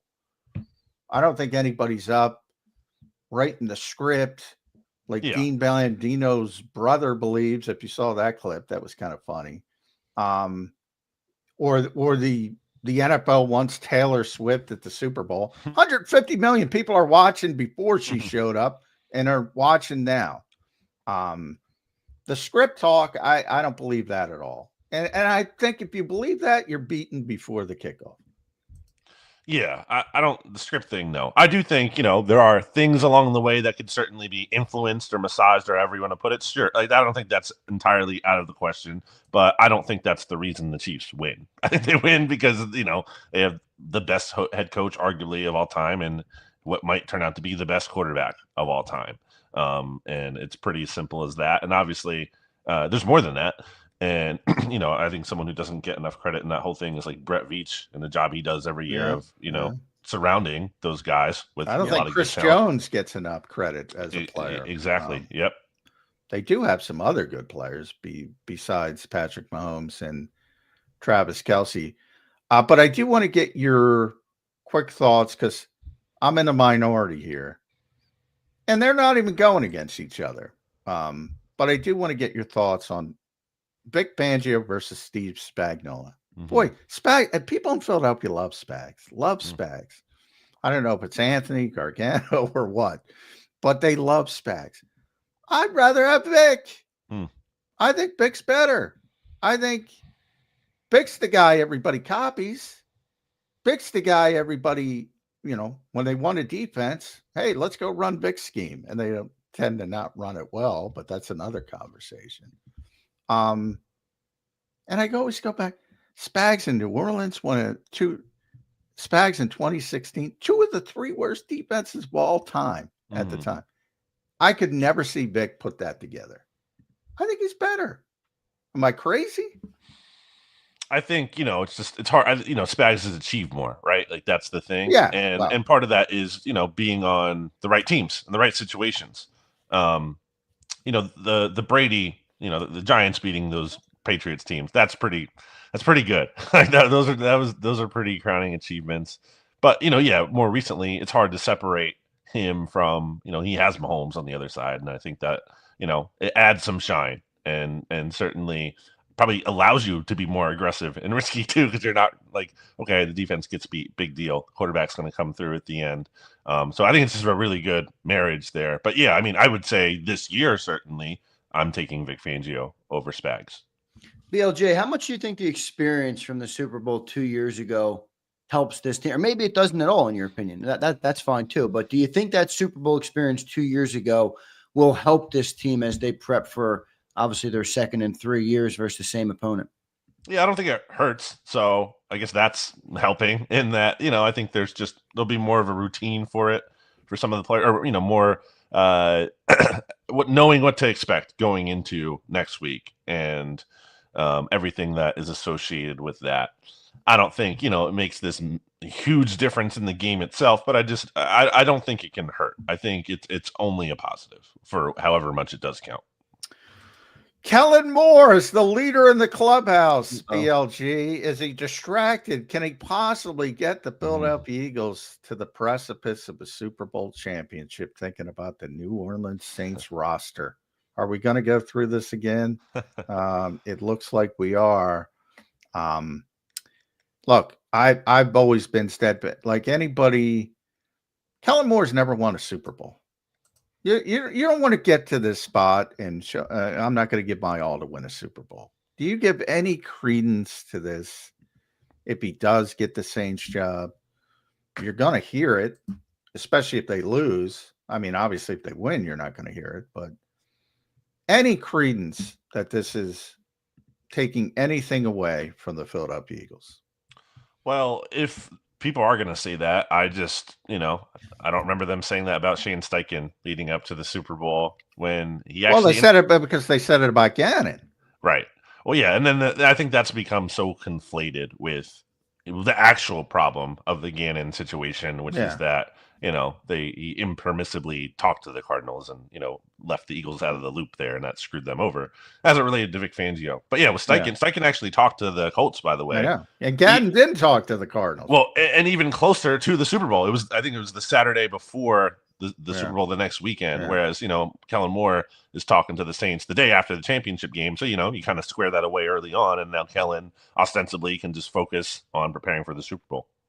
Yeah. BLJ, talk to me about what you mentioned it at this topic when you came on. 2 Super Bowls in 3 years. Pretty impressive stuff. Pretty unprecedented stuff here in Philly. From really, it started when Nick Sirianni and Jalen Hurts showed up. What do you think a win in this game would do for their legacy, specifically in Philly? Like, I know they haven't been here as long as some people, but this is pretty unprecedented what they're doing. What would a win in this Super Bowl do for the legacy of Jalen Hurts and Nick Sirianni in Philly? Yeah, I think I'll start with Jalen first. I mean, with Jalen too, like for as magical as Nick Foles winning the Super Bowl was incredible and this amazing moment and story that'll always be appreciated in Philadelphia. The first time, the first time you win the Super Bowl, assuming the Eagles win other times, is I think going to stick out much more than other ones if that comes to pass. But at the same time, I think there's an element of that where Nick wasn't the starter moving forward. So it kind of you don't have that almost living trophy to point to. Right. Hey, that's our guy who won the Super Bowl. That's exciting. We're behind that guy the way that, Patriots had with Tom Brady and Chiefs have with Mahomes. I think that's just kind of a whole different feeling that Eagles fans really didn't get to enjoy as much. A little bit in 2018, sure, when he played again, but, short-lived. So I think there's a really, more satisfying element to that for Eagles fans if Hurts gets there. And then with Sirianni, I guess I don't know how it's too different from Doug in some ways, and the standpoint too that they were both counted out in a lot of ways. Sirianni, all he does is win. Obviously, he has the 5th best winning percentage among coaches of all time. Super Bowl era, yeah. So it only really just boosts his resume. That is pretty ridiculous to this point. Yeah, and he doesn't, I hear a lot, and, it was a big thing in the post-game press conference after the NFC Championship game with both Jalen and Nick, the disrespect card, whatever you want to call it. 2 things. What did you make of Jalen's straitjacket comment? And then Nick with the the tangent of going, oh, Joe Montana had Jerry Rice. Tom Brady had all these great players, which he's right, by the way. Nobody can succeed without good players around them. Why go down that route? Because I think they both claim to not listen to outside noise, but it's very evident that when winning matchup with style points, as I describe it, BLG, that they like to spike the football and say, see, I know I probably asked too much of you there, but take all that in and go where you want with it. It's weird to me. Yeah. It's such a lie. Well, just like we're not paying attention to that. Of course you are. It's inevitable. I mean, it's everywhere. It's on the radio. It's on your phone. Even if they aren't actually, opening Bleeding Green Nation, which I would hope they would do, for my sake. Oh, they are. They are. For their sake, I hope they're not. Then their family, their wife, their whoever, people around them that absolutely are. It's just inescapable. So I don't buy that, obviously. And they can say what they want to say. The straitjacket comment is fitting for what I think Jalen has alluded to previously about, like, kind of in his mind at least, like having to take a step back to a more run heavy offense and probably feeling, like, okay, the perception of that is like, well, then I'm not as good. And then having a big performance like he did in the championship game, which he was awesome. Probably wanting to flex a little bit after that.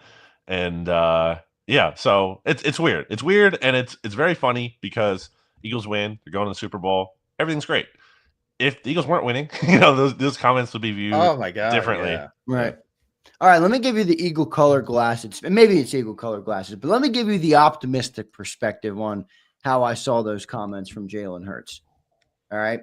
Most quarterbacks would not accept a role where they took a back seat to a running game 2 years removed from being second in the MVP voting and leading your team to a Super Bowl. So while he says that, I do agree it shows that there's certainly some sort of conversation there, but does it also show that Jalen walks the walk in what he says and that he truly does care about winning before any personal accolades? And he was willing to put his ego aside and say, if this is what we want to do and this is what we're capable of doing as a running team, I'm good with that, even if I feel like I'm in a straitjacket and every talk show host in the country is going to talk about the fact that I don't get a lot of passing yards. But I'm willing to do that because we're going to go to a Super Bowl. Is that two eagle-colored glasses, or is that fair?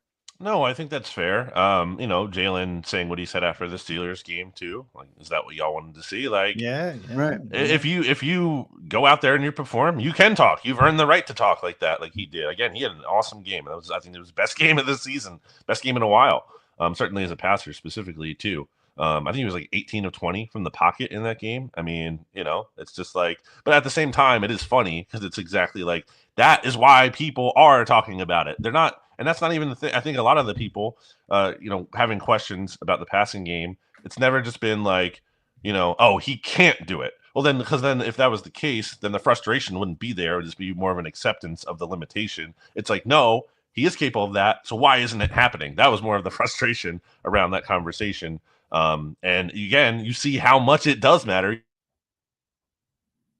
You can't just say, oh, it doesn't matter. It does matter because when passing game is looking like that, they're scoring 55 points, and they're spiking the football. They're 60, validating everything we said. BLG, when they do that, they're validating it. They're actually confirming it, which I don't know why people need confirmation because it's obvious. But we were talking about this game and the fact that if you are Steve Spagnuolo, and who is a very good defensive coordinator, even if I think Vic's a little bit better, you're trying to stop Saquon Barkley first and foremost, right? You see, it's not disrespect to say, hey, in this situation, you got to pick your poison. I'm picking Saquon. That's the guy you have to stop, right?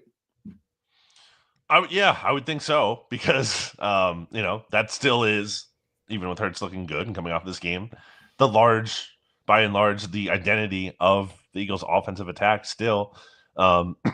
And the fact that, he can just break one, and not just one, maybe multiple at any point, is a game changer for this offense, or a tone setter in the case of the last game where, opens the game like that.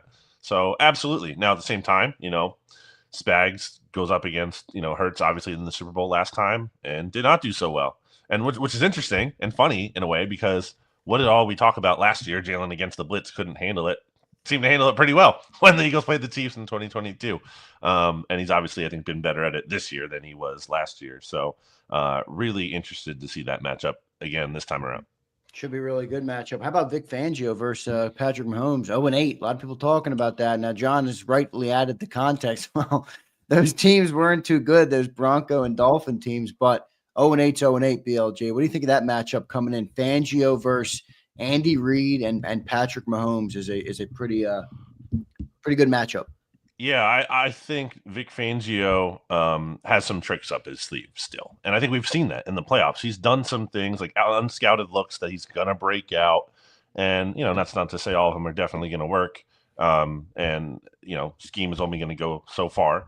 But I do think he, unlike the last situation the Eagles were going into the Super Bowl with, I have more faith in Vic Fangio to do some things that could maybe trip up Patrick Mahomes here a little bit. I will say, when you look at some of Patrick Mahomes, as much as, you pointed out the record there, Vic Fangio's 0-8 against Mahomes, you look at some of the worst passer rating games of Patrick Mahomes' career, and a couple of them where I think 2 of the 3 actually were against Vic Fangio's defenses. So there you go. Yeah, and I think, he's going to make him. The one thing I can sort of nitpick at Patrick Mahomes, and this goes to the point that all quarterbacks, even somebody like that, in every NFL city I talk about all the time, if you're the quarterback, you're going to get some criticism, even the best. And that includes Patrick. And I think post Tyreek Hill, I think the whole mentality has been, all right. And it really started when Tyreek was still there, because they were so explosive. Everybody started playing their safeties in the parking lot. And then there was this little bit of a lull where Patrick was frustrated. He tried to force the ball at times. I think that's what Vic's going to do. It might be boring to the fans, but make him go 13 play drives, 15 play drives, 17 play drives. I think that's got to be the way you have to go about it. And this time, when Andy runs corn dog motion in the red zone, don't collapse. And I think that's the communication on the back end. I think that's the biggest difference between Jonathan Gannon's defense, which was great that year, and Vic Fangio's defense, which was great this season. Just don't blow coverages. Yeah, I was watching back, the Eagles Chiefs highlights from the past Super Bowl, and those touchdowns, I mean, they could not be any more wide open. Like that's just bad. It happens one time, okay, too. It happens the second time, you're like, what are we even doing here? Like it's just, you just totally look outclassed. Like it's not even competitive. So yeah, I do think that will be tested. Certainly, we've seen teams, the Commanders, in Week 16, certainly kind of be able to test those Eagles coverage rules and have success against that. It's not, a perfect system, but I do think when you have a Patrick Mahomes going up against that, he's going to be a guy who's going to have some success against that, or can. But I think at the end of the day, as much as so going into the Commanders game, all the talk was Jaden Daniels. He's so good. He's so good. My counter to that was like Vic Fangio, also very good. So I feel the same way about Mahomes. Mahomes, obviously a different level than Jaden Daniels, but still Vic Fangio has earned a lot of the benefit of the doubt this season. No doubt about it. BLJ, coming into this game, I used the stat yesterday on the show: 7 carries for 16 yards. BLJ, you might know what I'm talking about. You know what that stat line represents? Was that Miles Sanders? Yes. I knew BLG would get it. That was Miles Sanders in the Super Bowl, my friend. I think the biggest difference in this game compared to that one is obviously the addition of Saquon Barkley, and he's been running wild recently. I don't remember the last time a team shut him down. I think it was Pittsburgh. He had 65 yards. I think that was the last game. He didn't run wild. Is it as simple as BLJ? You add him. If the Chiefs can't stop the run, they're going to have a hard time staying with this offense. I think it could be. What say you about Saquon Barkley and the impact he could have on this game? Yeah, I think this is like easier said than done. But and also like, yeah, Captain Obvious, yeah, you should blow, like a good strategy would be to try to blow the Chiefs out as opposed to, if That would be a good strategy. if it's a one-score game Yeah. and it's late, you're Yeah, obviously feeling really good about Mahomes.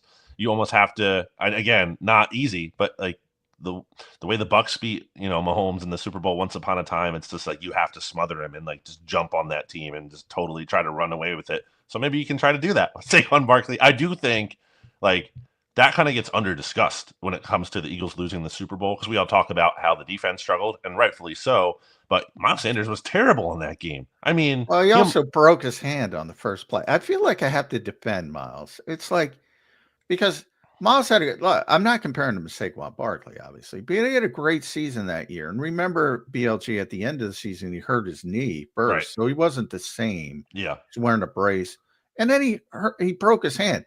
By the way, he kicked it outside. He shouldn't have kicked it outside. Right. But he broke his hand. If Saquon breaks his hand on his first play, I don't think he's going to be as good as he typically is. That's fair. I will say too, even Kenny Gainwell didn't have like a great game in that Super Bowl either. There's actually a huge, like, I thought underrated sequence from that game where Gainwell, like, I think most running backs, Saquon definitely is like getting a first down. It was like a first down carry or second down or something. And then Isaac Seumalo has that false start or whatever, knocks them back. And then Jalen Hurts has that fumble. There was like, that would have been a first down for most running backs. He somehow just missed the marker there and they get set back. And like, I just don't think, my point being, there's going to be meat left on the bone like there was certainly for the Eagles running backs in that game. Saquon's having a historic season. So you can't compare the running backs, but I will say part of that historic season is one of the best offensive lines I've ever seen. And we've seen a lot of good offensive lines, BLG, covering this team over the past number of years. It's crazy to think after you lose a future Hall of Fame center and a 6-time All-Pro, and you may have gotten better. I don't think Cam is better than Jason Kelce, but when you add Mekhi Becton into the mix and just Jordan Mailata having his best season, Lane being Lane, Landon having his best season, this might be the best offensive line I've ever seen. And we saw it again with the 60-yard touchdown. Massive hole. AJ deserves credit. He had a great crack block. Dallas Goedert, seal on one side, Jordan Mailata. Saquon didn't get touched till he was 20, 25 yards down the field. Then he got the great spin move. He's the home run hitter. Unbelievable offensive line. I don't think they're going to be healthy, though. I think Cam's going to play. I think Landon's going to play. Yep. But, maybe we're not going to see the same offensive line. Any concern there for you? I will say, I think Tyler Steen deserves some credit here in this. When you look back at two of the Eagles' 3 biggest offensive performances this year in terms of just points scored, 55 in the championship game, the 37 against the Bengals, Tyler Steen was starting at guard in both of those games. Now, I'm not saying it's like all him, but point being, when you have a guard who can come in like that, and he's clearly not a hindrance, clearly not like, the offense can't do anything when he's in there. That's a luxury. And that's honestly, I feel like all you want, ideally, from a backup offensive lineman is like, just don't destroy the game. Like, help us get through the game. Don't be a total weak point. So, I do have a level of confidence in Tyler Steen just because they've been able to produce with him if he needs to enter that game at some point, depending on how the injuries hold up with Dickerson and Juergens there. Also, those guys just deserve a ton of credit for, Landon, especially in that first half, just gutting it out at a different position. Man. He couldn't even walk at times. I'm like, how couldn't is walk, he? but just did enough to like just get, Juergens them buy time for Juergens to get like warmed up at halftime and then finish the game out there basically. So really gutty performance from both of those guys. But yeah, I mean, the line is great. You talked about it, Jonathan, the run game. And then again, I said earlier, Jalen was 18 of 20. From the pocket in that game. That doesn't happen, without like really good pass protection as well. BLG, how about pass rush in this game, man? I think it's going to be huge. You go back to 57 and the Sod Father and all that bullshit. I mean, holy shit. I don't want to go relive that, but I do think it's going to be a big impact. I mean, that mitigated think about it. One of the most important reasons the Eagles made the Super Bowl that year is because their pass rush was otherworldly with 70 sacks. It was completely gone in the Super Bowl. Now you have Nolan Smith, who is really emerging as a talent. I think he's really come alive even more in the playoffs. Now he has the most single postseason sacks in franchise history. I think I saw the Eagles put up yesterday with 4. How big of an impact is that going to be in this game? And if Nolan Smith can get a couple sacks on the board, I think it could tilt the game. What do you think? I mean, Nolan's just, he's extremely hot. 10.5 in the last 15 games. Like that's amazing. That's really good production. Right. And he's going up against like high level of competition in that stretch too, especially the past 2 games here when, Rob Havenstein on the Rams and then Zach Tom against the Packers. Like, and in clutch moments as well. Obviously helped to close out the Commanders game there by sacking Jaden Daniels on that 4th down. I do like for the Eagles that it's turf this time around instead of the field there. I do can't think mess it up, I don't think, in that dump of the Superdome, by the way. But, and you look back at the Eagles' performance against the Saints on that very field. I mean, Saquon that day had 17 for 147 on that field. He was running well there. Obviously, Dallas Goedert had a monster game with AJ and Devontae getting knocked out, AJ out of that game. And then another player, I think maybe most relevantly, who had a monster game on that surface was Jalen Carter. A different situation going up against the Chiefs offensive line than the Saints offensive line. But Carter was an absolute monster, just totally took that game over. And that's just another difference, again, from this Super Bowl to the past one. Like having Jalen Carter in there.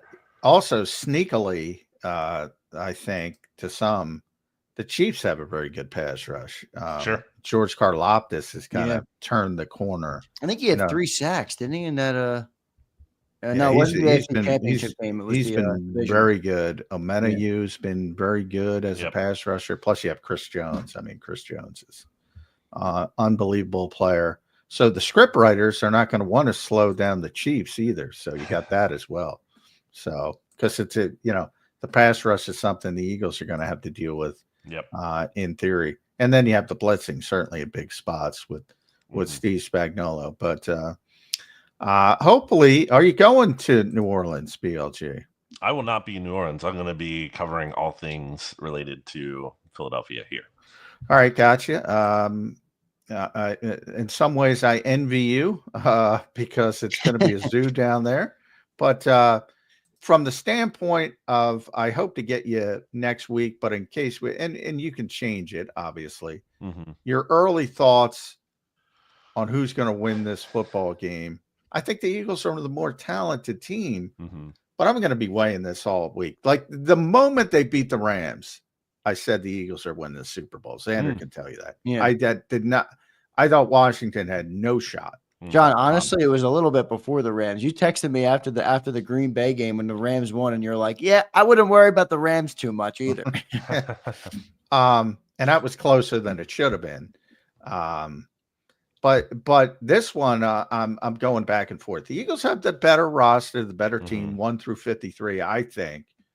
But you got the best coach and the best quarterback. It is hard to pick against that because the Chiefs have a bunch of other good. I think people will act like that's it, but they do have Chris Jones and Karlaftis and 3 good offensive linemen. And even though they don't have the splashy playmakers, they got a bunch of guys that can make plays at receiver now that Hopkins is there and Hollywood Brown is back, and they have Xavier Worthy, et cetera, et cetera. They have 2 good tight ends, with Travis Kelce and Noah Gray. So they have a bunch of good players.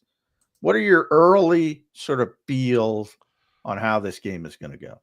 So I've been saying all season, and really it started back when I saw Patrick Mahomes do his post-game interview after beating the 49ers in overtime last year, where he didn't look happy that they won the Super Bowl. And all he was talking about is wanting to go and do it a 3rd time. Obviously something no team has ever done. And I've had this hard time shaking the feeling all year, and from that moment that like this season doesn't matter for any team but the Chiefs. And I've just been of that belief, independent of the Eagles. I'm not saying that applies to the Eagles at all. I've just been so of the mind that the Chiefs are unstoppable, and it certainly felt that way along the way, where anytime they're about to lose a game, for the most part, obviously they lost a couple, but like for the most part, even when things are looking bleak, somehow, some way comes through and they just win. And I have a hard time being like, oh, they're actually not going to do it. To me, I've been using the analogy of it feels like if you're picking against the Chiefs, you're like Charlie Brown running at the football that Lucy is holding, and you're going to be like, she's really going to hold it this time. I like know. I have a hard time. I will say that is not, just to be clear, I lean towards the Chiefs. I'm not saying the Eagles can't. It's not about like doubting the Eagles. That's not the equation for me. It's just that I have a hard time putting any doubt in the Chiefs because they weren't even that good last year. It doesn't matter. I think they were the lesser team in the last Super Bowl. I think they were a lesser team against the Eagles 2 years ago. Like they were the lesser team. A lot of people I felt like who were picking the Bills in the AFC Championship game. It doesn't matter necessarily that they have the lesser team when you have Mahomes, when you have a great coach in Andy Reid and Spags. So I almost feel like I said earlier, it's almost like the Eagles have to blow them out. It's like they have to just dominate from the jump because if it's close, I just think Mahomes is going to come through. Hard to push back on that, man. It really is with how good they've been. So BLJ, good stuff, man. We appreciate it. I hope I'll catch up with you again next week as we get closer to Super Bowl 59. We appreciate you doing it today, as always. BleedingGreenNation.com. Make sure you check out BLG One-Stop Shop. I always say for your Eagles news every morning at Brandon Gouton on the X platform. Thanks, BLG. BLG, thanks, man. See you guys. See you, man. This is BLG joining us here on Birds 365. You know what the difference between BLG and AJ Brown is? Who can guess? You can't really go AJB, but you can go BLG. No, I will say that BLG would not look like. He's much taller. He wouldn't look like a small guy next to LeBron. Yeah. So I couldn't believe how small AJ Brown looked next to LeBron James. LeBron is a big dude. He's a mammoth of a dude, man. Pretty unbelievable. But good stuff there from BLJ. Boy, he's leaning Chiefs, John. Well, I think he's right. I'm leaning Chiefs early in the process. We'll see as I go. Yeah, I mean, exactly what BLG said. This is Patrick Mahomes and Andy Reid. I get it. And I'm basically with him in everything he said. To me, the Eagles have to win this game emphatically. They have to dominate. Because if it's a one-score game late, they've already set the record for one-score wins. Now, a lot of people say, hey, and rightfully so, eventually that luck is going to wear out. But, but at some point you got to look at it and say it's something that they're doing. Yeah. It's not luck. The margin of error hasn't been there for them. It hasn't been there for the Eagles, and they're at times, and they're both there. They're both in the Super Bowl. So, all right, let me ask you a question. The Chiefs have made the Super Bowl 3 years in a row. Obviously, they're going for the three-peat.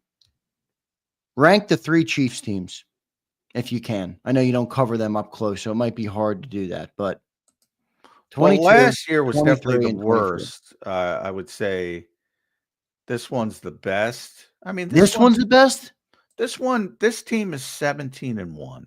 They're not 17-2. I love how I can say that because it doesn't look pretty, but you're like, bro, they're 17-1. I mean, what more do you want? They got knocked off Allen. They knocked off everybody. So I felt like this one might be the worst. But I mean, last year's was like they weren't even that good early in the season. You think about them losing, the Eagles beating them in Kansas City. There was a lot of angst with that team. Yeah. A lot of angst. This team was 17-1. And I get it. There's a ton of one-score games there. The only team they lost to was Buffalo, at Buffalo. The other loss was the Denver game, which in week 18, which they started Carson Wentz, and it wasn't just Carson Wentz. They benched all their starters. And the offensive line was atrocious, their backup offensive line. I don't even count that game.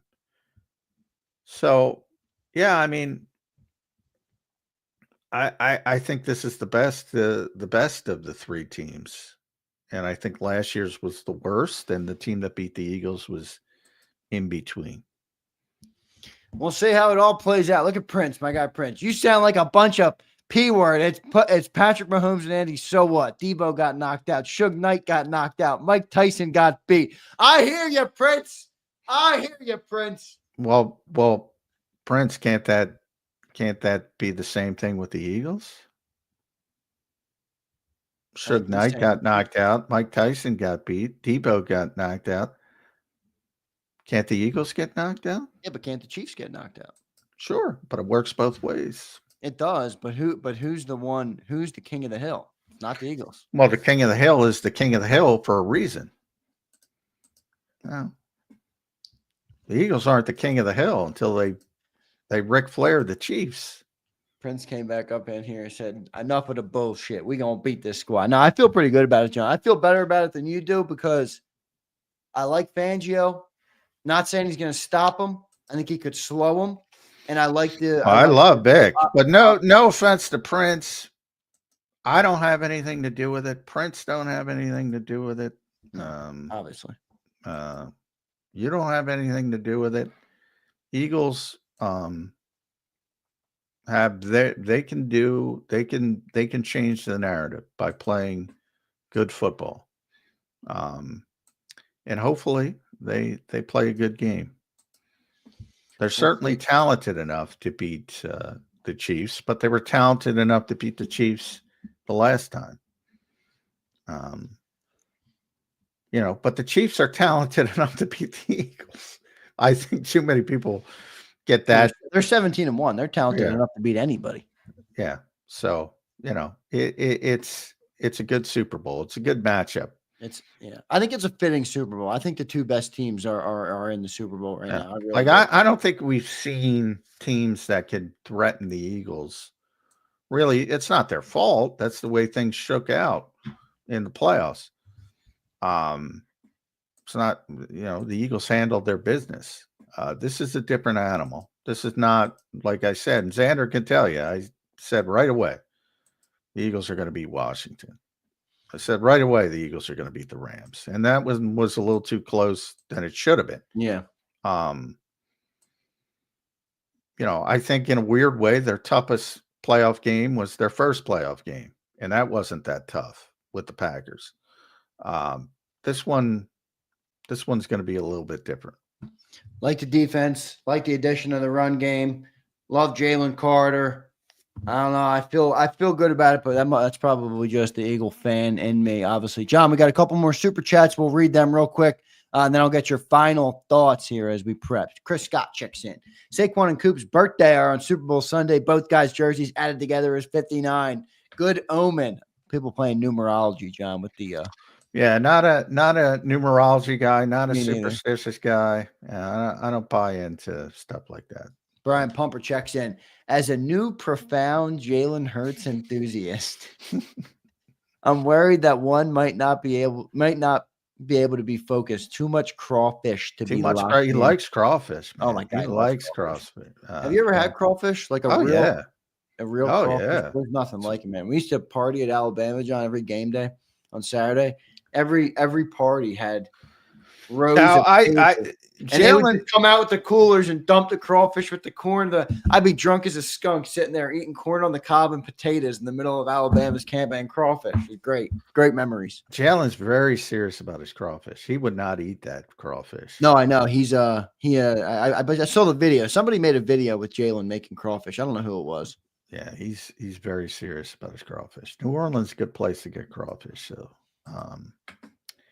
yeah, it might he might lose focus over the crawfish. But and the good news, Brian, is the numerology says the Eagles are going to win because what happened? Cooper's jersey and Saquon's whatever adds to 59. So it all cancels itself out. Latef checks in. Do you think Birds will be ready for Corn Dog? Who's Corn Dog? Corn Dog motion. That's what Andy called the motion that right. Super Bowl. That's it's basically everybody uses that motion, and that's why it was so frustrating that the Eagles handled it so poorly. And that was the players, as Slay admitted, to his credit. But people don't want to blame the players, so they blame the guy they don't like. They blew the coverage. Yep. Twice. Devin Parker checks in. J-Mac, how would you compare Mahomes and Reed versus Brady and Belichick? I know different teams and times, but I'm curious since we've had to face both. You know, 1-2. You know, I still lean Patriots more than Yeah, me Chiefs too. so far. But 1-2. Yeah, I always say that Tom Brady broke people's process on the quarterback position, expecting others to do that. And I said it's going to be a long time before somebody does what Tom Brady did at the quarterback position. And maybe not, because Patrick this would be number 4. So already I would put him right there. And certainly Andy, Bill Belichick. You know, because of what happened post Tom Brady in New England, you could argue that Andy's now in the conversation to be the best coach of the generation, but they both need players to win. Yep. And Andy got hooked up with Patrick Mahomes at the right time, and he's a great coach. And as I said, everything about the Philadelphia Eagles, where they've turned into this organization that everybody wants to copy, it all stems back to Andy Reid. He built the foundation of this entire organization on the football side. No doubt about it. Good stuff, Johnny Mac. Real quick, let me just do this real quick. John, your final thoughts on today's show, man. We're getting closer here to Super Bowl, obviously. And what's on the agenda today for the Birds? And then just your final thoughts as we inch closer to this thing. It's going to go slow these next couple of days. Yeah, it is. Well, it'll pick up when they get back on the practice fields. So from that standpoint, so they'll be back. I'll get the schedule sometime today, but they'll be back on the practice field tomorrow. So it'll pick up a little bit. Something to talk about more from the standpoint of actual football. And then I'm sure you'll have all the nonsense as well. But it's part of the Super Bowl hype, and that's part of it. It's part of handling the Super Bowl, and that's why it is good the Eagles had that experience and have gone through it, because, you know, it's crazy down there. It's a lot different than a regular game, and Nick was talking about it yesterday. That was I was batting leadoff yesterday, and that's what I asked him, and then he got a follow-up about it. And, you know, he mentioned, look, it's different. Even the breaks are different. The long halftime show, the long pregame show, everything's different about the week. And the more experience you have, obviously it's not going to be an advantage because Kansas City has even a more experience. But the fact that they did it once should help out. Yeah, I do think it helps because your two leaders, I mean, your coach and your quarterback have been there. So I know Saquon, I know there's a lot of different players, and I get that, but I do think having guys that understand some of those things helps. Yeah, it helps a lot. And again, Kansas City, it's not going to be an advantage because Kansas City's done it so much, but the fact that they've already done it, they now, at least the core guys, know what to expect and better handle it. AJ was talking about that after the game. You know, he's approaching it differently this time because of what they went through the first time. So I think that's helpful. Good stuff there, Johnny Mac. One last super chat. Rodney says, by the way, John, I'm thankful we're in a golden era, because he asked up here, John, are you a Cameo fan? And Zander, how about a Kango giveaway? Pumper, I'm proud of you. EAGLES, Eagles. Yeah, it is a golden era. He's acknowledging Cameo the band or Cameo the goofy? I don't know. Are you a Cameo fan? What's that mean? It's an old school band, but it's also like a social media app where people pay famous people. Yeah, I know that one. We should make John a Cameo. We gotta get some orders. I'm not a Cameo guy. I want John McMullen to say happy birthday to me. Yeah. I don't know if you're getting many people to buy that Cameo. Maybe LeBron could make significant money on Cameo, but no, I'm not a big hero worship guy, so I'm not buying anybody's Cameo. Me neither. I'm not buying anybody's Cameo. Prince checked in. Our defense played poor and we lost by 3. We lacked a running game and still lost by 3. Let's line up and go. Go to church if you're scared. All right, Prince. Prince is talking heavy, John.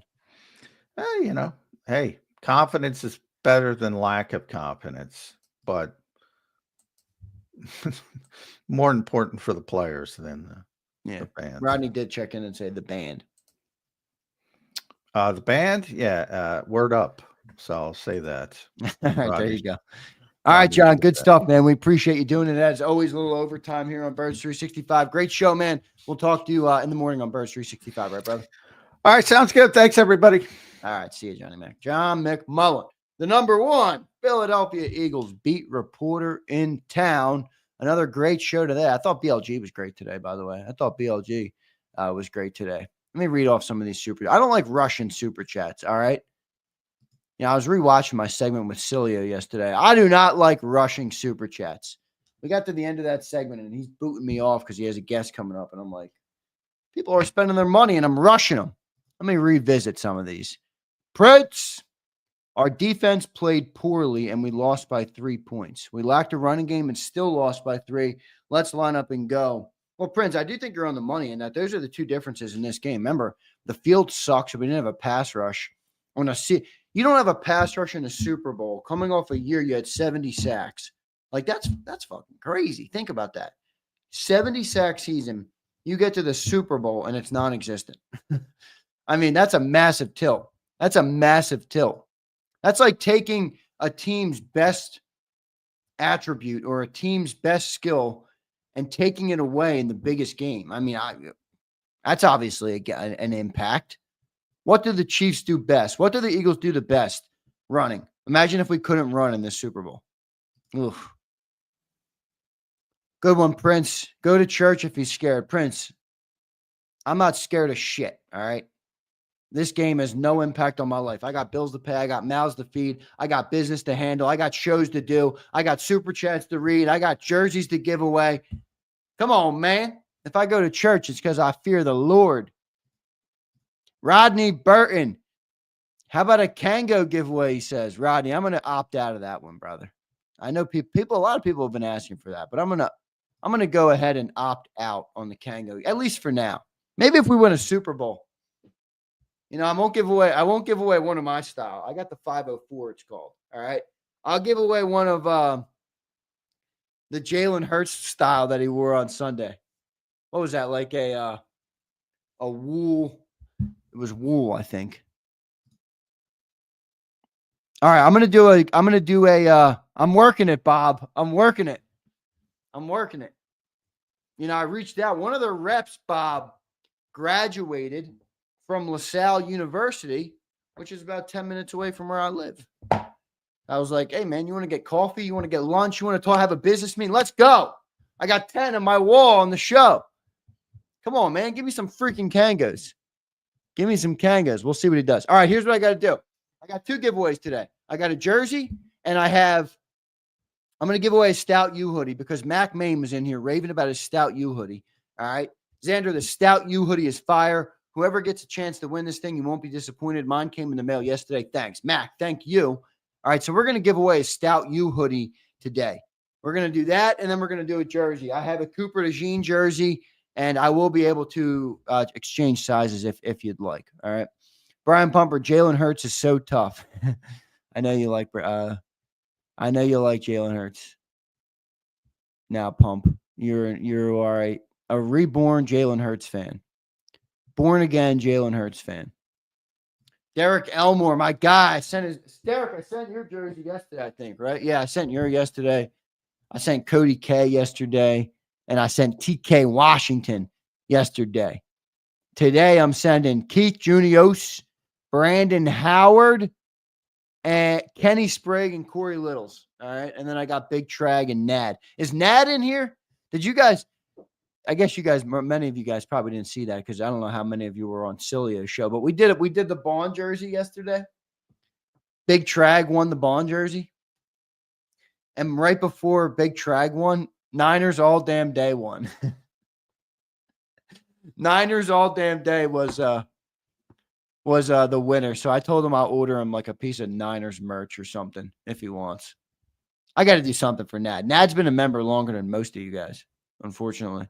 All right, here's what I got to do. I got to take a quick timeout before I do Zander time giveaways. All right. I'm going to take a timeout right now. I got to handle one thing, back-end production, and then I'm going to be right back in 3 minutes. So stay tuned, everybody. I will do the giveaways. This is where the strong survive.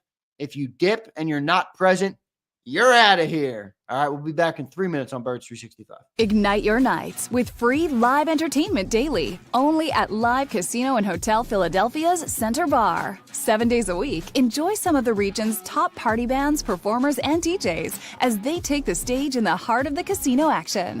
Great cocktails, live music, and lively moments. It's all happening at Center Bar at Live Casino and Hotel Philadelphia. Visit livecasinophilly.com for more details and the complete list of upcoming events. Must be 21 or older. Gambling problem? Call 1-800-GAMBLER. The following is a real testimonial from the father of a young injured victim. I didn't think she was going to make it. Major Perry's daughter was the victim of a horrific accident caused by someone else's negligence. If you don't find the right counselor, law firm that you're looking for, you will get lost in the wilderness. Badly injured? Call the Fritz and Bianculli Law Firm at 215-458-2222 and find out why they say, "We got this."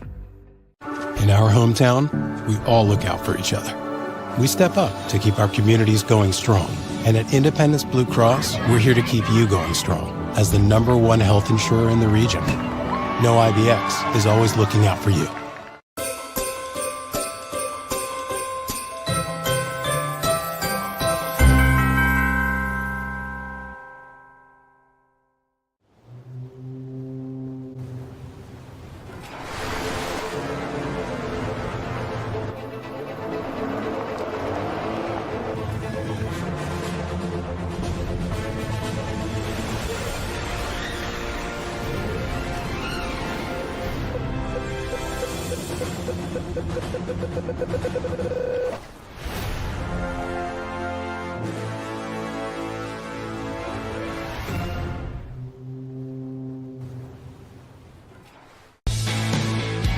We noticed that there was mold creeping into our basement about a year and a half ago, and wanted to make sure that we were getting rid of the problem permanently.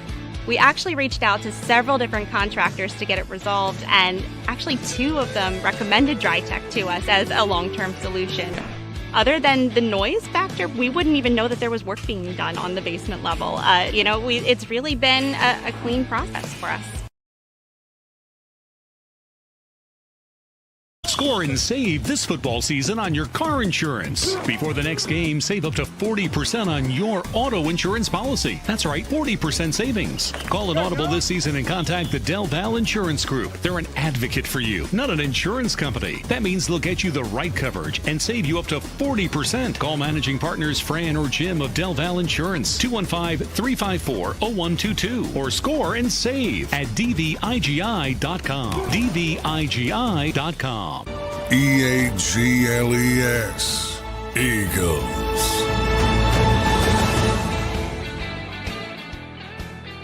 All right, welcome back in, everybody, to Birds 365. It's officially after hours on Birds 365. Appreciate each and every one of you guys for being here on the show. Is Dirty Air in here? No, yes, no. I haven't seen Dirty Air today. Oh, there he is. I saw him.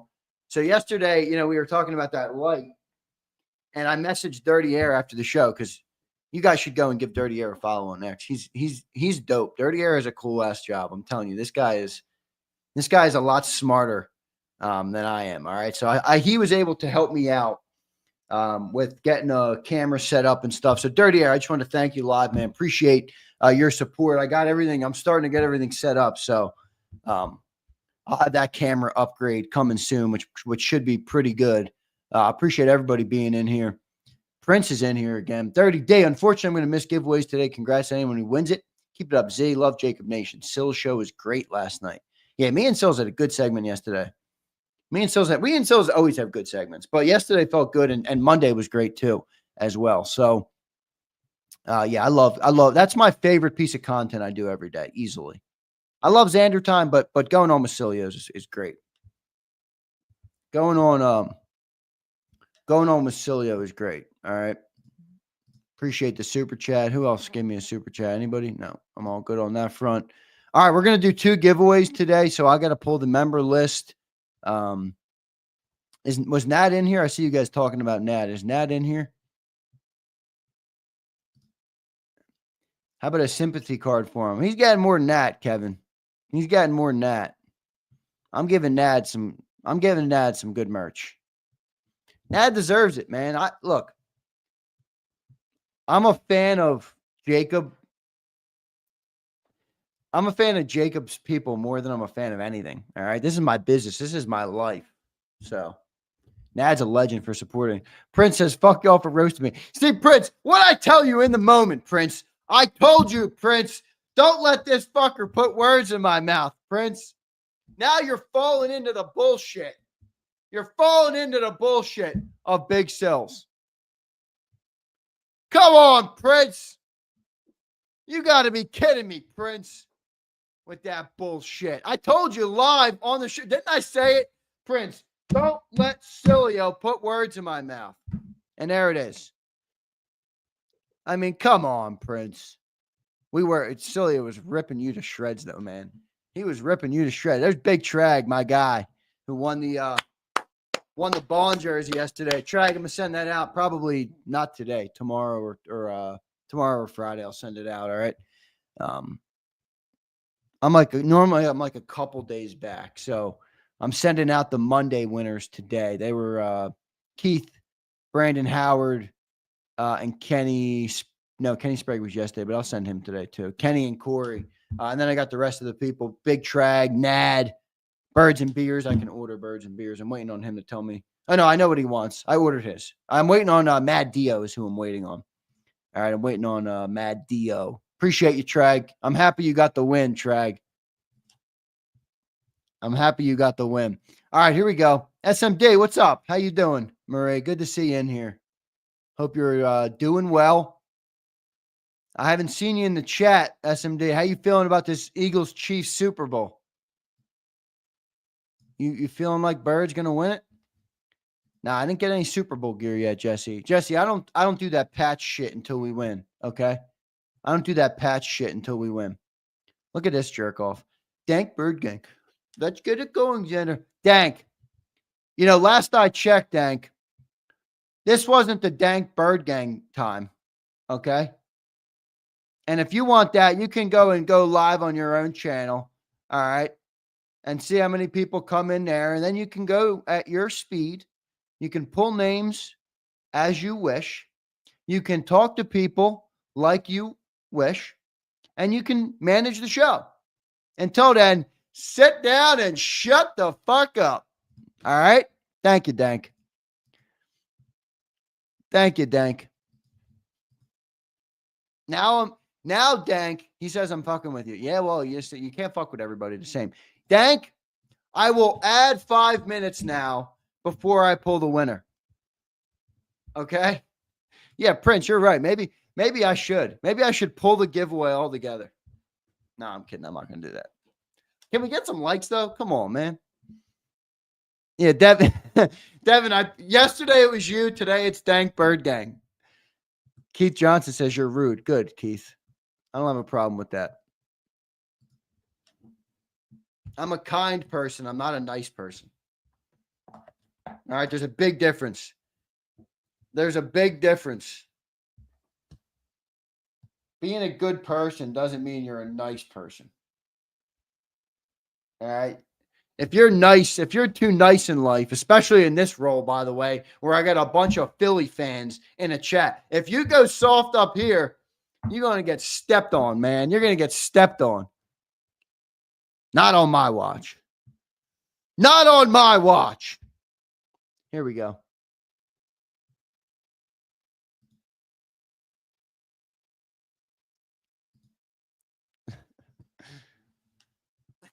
Look at Brian. Nice guys don't dominate their box. Fleming, that's why the Eagles, they can't be nice this week, all right? They got to go into this. They got to go into this game not being a nice guy, all right? M. Reyes, what's up, bro?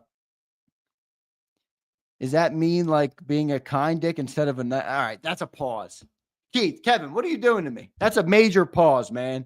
That's a major pause. Yo, Steph, you're out of here. You look like Steph. Is that you in your profile picture? Have you ever seen Boosted Lucky? Yeah, Prince, it really is. Have you ever seen Boosted Lucky, Steph? You want me to speed up. Little did you know, your comment just distracted me. Have you ever seen Boosted Lucky? if you're a car guy, anybody who's a car guy might have seen Boosted Lucky. Curtis, that's a no comment, Curtis. More than I'd like to admit. All right, more than I'd like to admit. Steph, answer my question. I want to see though. Does anybody know Boosted Lucky? He builds like crazy Hellcats in Texas. Nah, you look just like him, man. You look just from what I can see. I can't really tell, but you look just like Boosted Lucky. He's dope. His channel's crazy good. Crazy good. He's got a couple 100,000 subs at least. I'm with you, David. Nah, Boosted Lucky doesn't stink. It's Lucky with an E in between the Y, too. It's a great channel. I love him. TK says, I give not a single fuck. That is correct. No, I actually have a there's a complex about me that when someone tells me what to do, I then whatever it is they told me to do, even if I was gonna do it, I don't want to do it anymore. Like, yo, I got it. I'm a fucking big boy. I'm a grown up. All right. All right. I got it. I'm good. Motherfuckers. People always got some shit to say. I swear to God. Which is why you can't be a nice guy.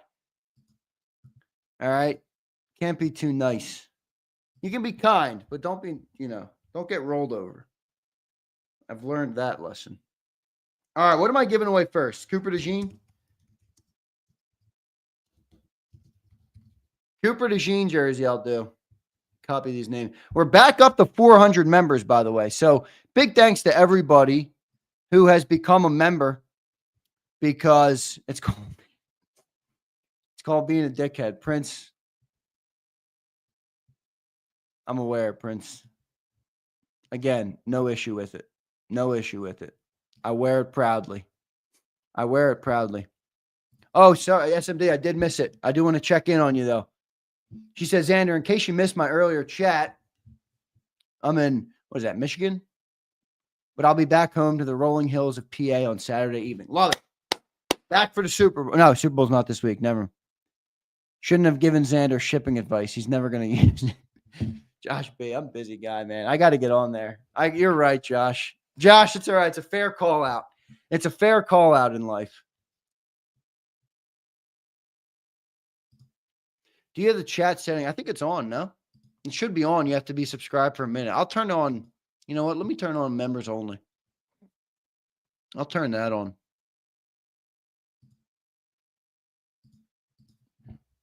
I'll turn that on right now. Yeah, it's on subscribers, so you have to be subscribed for 1 minute right now. So I'll put it on members. There you go. Take your time, Zander. Please make us wait all day. Yo, Brian, I know you'll be sitting there crying about it no matter how long I'm on here. All right? I could be on here for 3 hours. You'll be fucking crying the whole 3. That's the one thing that's guaranteed, Ryan.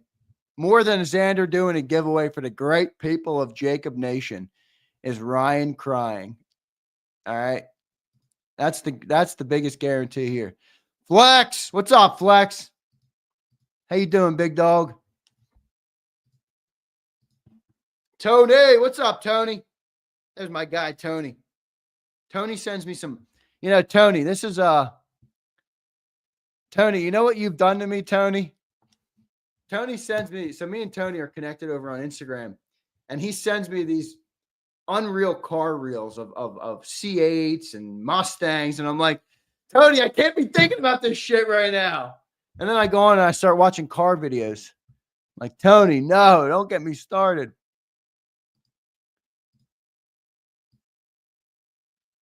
All right, here we go. I got the member list.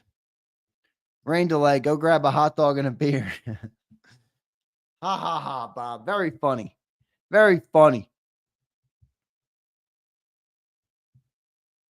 Y'all can eat shit. Yeah, Ryan. See, Ryan?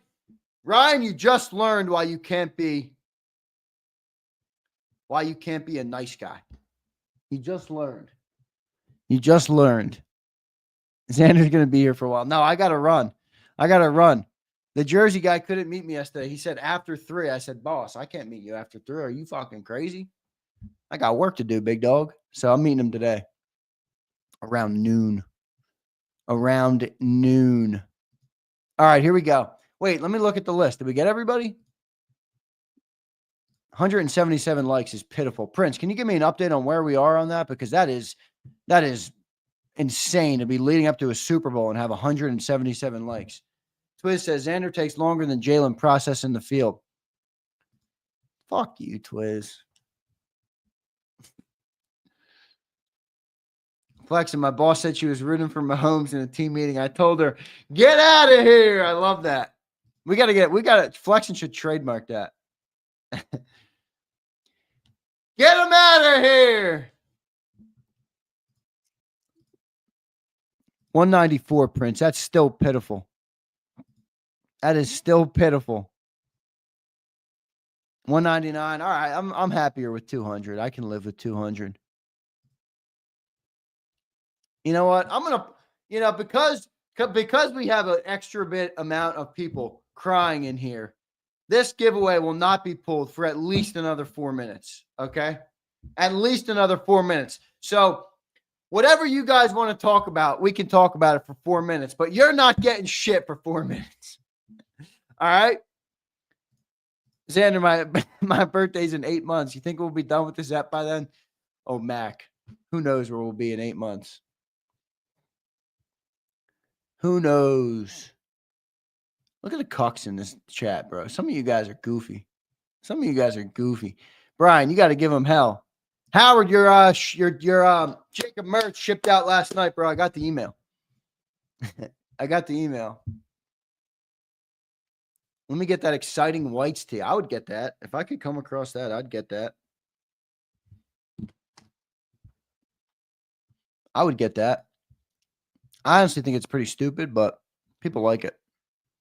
I thought the one thing I thought was hilarious was I think it was Hugh Douglas. I keep saying this in the show. Hugh Douglas, who's out there tweeting that how many white babies are going to get the name Saquon in the next year. I was literally crying, man. I was crying at that. Oh, we got a couple new members. Thank you, brother. Crank and Michael. Crank Senior. Crank SR. I'm going to go Crank SR. All right, I don't like calling you Crank Senior, bro. Crank SR and Michael. Michael, thank you, bro. Michael Mulvey. What's he got? I see a car in this picture. Is that a little Porsche? I can't really see it. My eyes aren't very good. I sit here and look at the computer all day. Thank you, bro, for being here. Z needs to put a time limit on likes in order to do giveaway. I don't know how to do that. Thank Bird Dan. You're in a little bit rare form today, bro. I'm in, baby. I did it. My first membership ever. Michael, you won't regret it. I appreciate you, man. And I will have you know that $5 goes a long way, man. I appreciate the support of the channel. You are appreciated here on the chat. And I know you've been here before, Michael. You're not a new name. I've definitely seen you around, but appreciate you becoming a member and supporting, man. I do appreciate it. I appreciate everybody. If you spend $1 or even a second watching JAKIB, I appreciate the hell out of you. I really do. All right, we got 402 names now. All right, I think I've made you guys wait now. That was only, 2.5 minutes? I'll give you guys another 2 minutes. Izzy says, do a legend giveaway today. Zander should say that. Welcome to JAKIB family on new members. Yeah, there is a family subscription. Maybe I should change the name of the second one. Will Reed be re-signing? Good topic, Steph. We'll see. I think, yeah, didn't they pick up his I thought they picked up what he has for next year. I thought they picked it up. I'm not sure. I'll ask John about that. That's off-season talk, though. That's off-season talk. I don't want to go there yet. You know, we're lucky, Steph. We're not in off-season talk yet, which is great. Cousins membership. You guys are my cousins. I tell you this all the time. You guys are my family. That's why I shit on you. It's tax time. Prince, you and me, dude, Prince, I have like 4 textbook sizes of tax documents, dude. They're all right there. Gives me stress just looking at them. But boy, do I got some write-offs. Holy shit. And I have the best accountant in the world. My accountant's best in the world. You used to work for the IRS. That's what you really want. That's what you want in your account when you're a business guy. You want a former IRS guy who knows the tax code and then knows how to play to the other side of the tax code. Big D, what's up, bro? That's a weird name. I remember for a month, but can I figure? I'm just going to call you. I don't like Big and I don't like D either. So what can I call you? All right. I mean, Big, yo, that's a pause name, brother. The hell with Andy Reid for the Super Bowl. No cheering for him. He's the enemy. I'm not cheering for him. I don't give a shit. I don't give a shit. I like him. I like Andy Reid, but I'm not cheering for him. What the hell? He's got enough Super Bowls. He's got 3. That ran out. I don't like BD either. I'm not a fan of that one either. And Dirty Air says Trump's in office. We don't need to do taxes. Nah, I still got to file them suckers. All right, let's do this damn giveaway. I got Crank. Crank, thanks for becoming a member. Michael, thanks for becoming a member, bro. I appreciate you. I really do. Here we go. Burner. The dynasty ends Feb 9th. Pick it up, fat boy. I ain't fat. Fuck you. Jalen Hurts is burner. Wait a second. You're anonymous with a picture of another man as your profile picture, with your name as the name of another man. Yet here I am on the screen every day with my name, my personality, everything about me out into the open. And you're going to come up here and call me names? You're the fucking loser. You're the motherfucking loser. Anon. Come on, man. With that bullshit. Oh, he's telling Andy Reid. Still, I had to rip you. Zander time has become a time where I get to rip into a few viewers a day. It's all love. I wouldn't call you family if I couldn't rip into you. All right, let's do this jersey. Let me get the jersey.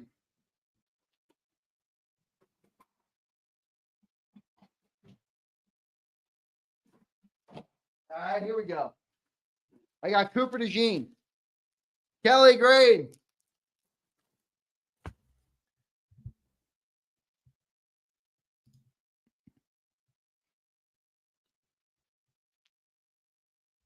Yeah, I see it. I get it, guys. He's talking about Andy. I know. I had to rip him still. Or maybe I should. Yeah, I guess that's a pause. Flex. So true. Got him copping, please. Oh, I wasn't talking about you. I promise. I wasn't talking about you. Okay. If you can't handle the heat, get out of the kitchen. Here we go. 1 shuffle. 2 shuffles. 3 shuffles. I got Cooper DeJean. Kelly Green. So you guys were messing with you guys didn't like the Cooper DeJean number. I love the number 33. All right.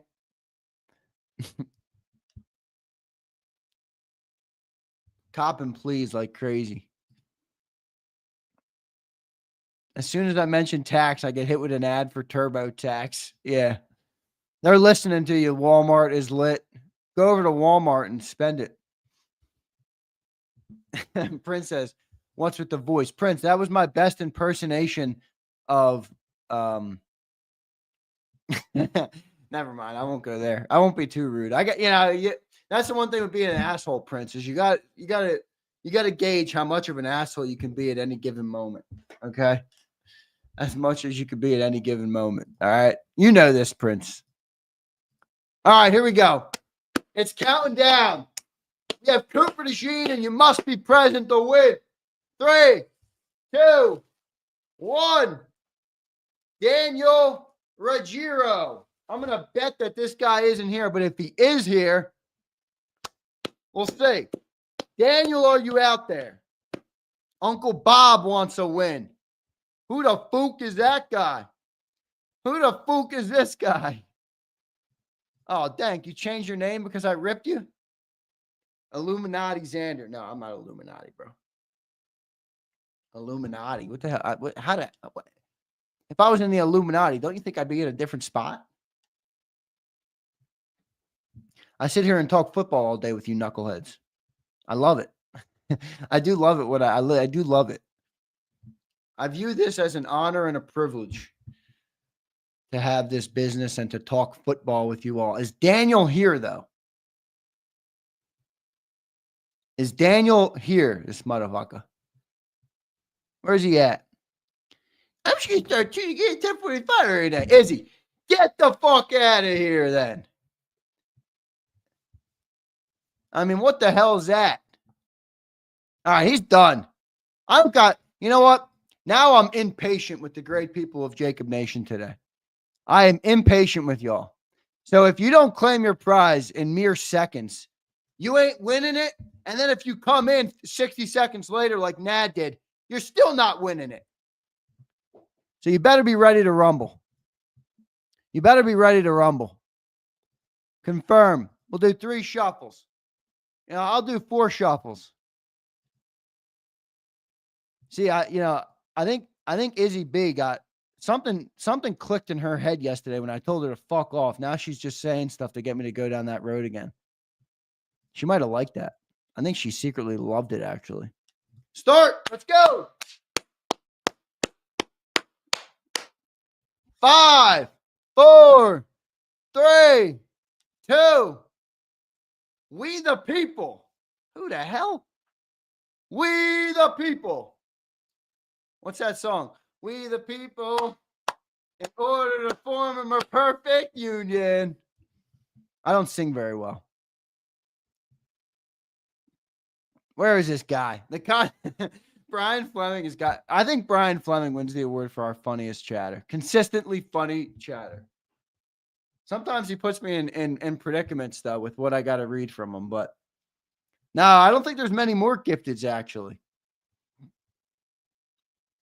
Joe High says you never pick your name. I don't pick anybody's name, Joe. The picker does. All right? Get it right.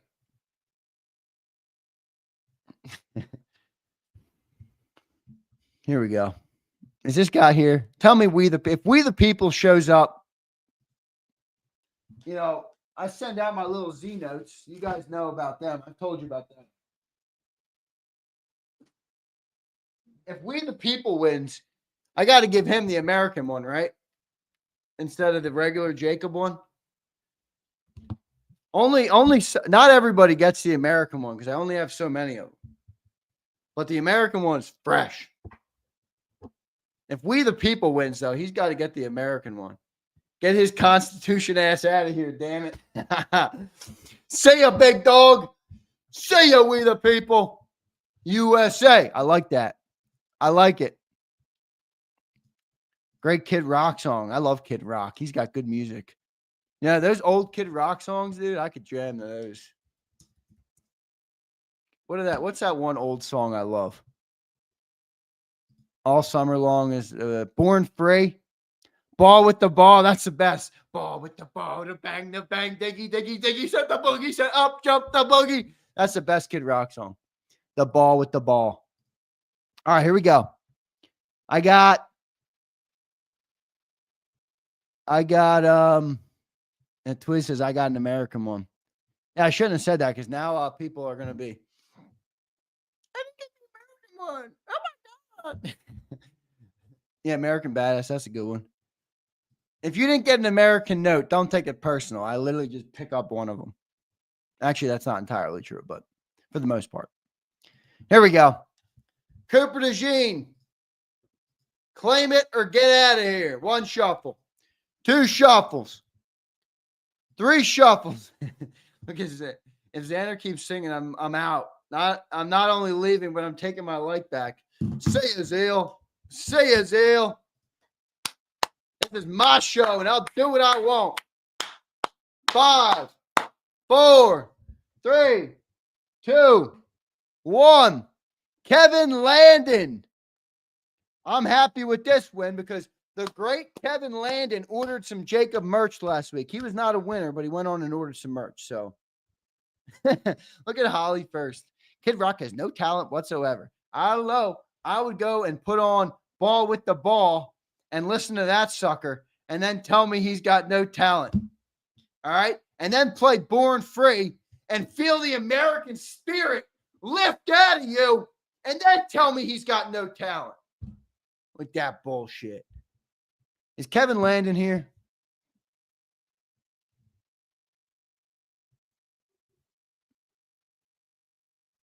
No, Kevin ordered a JAKIB merch last week. Kevin Landon is as real as it gets. That's his real name, too.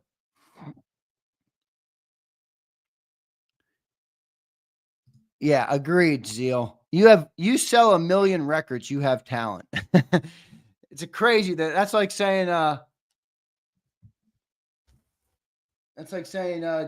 Jalen Hurts has no talent. 2 Super Bowls later. Is Kevin Landon here or is he done?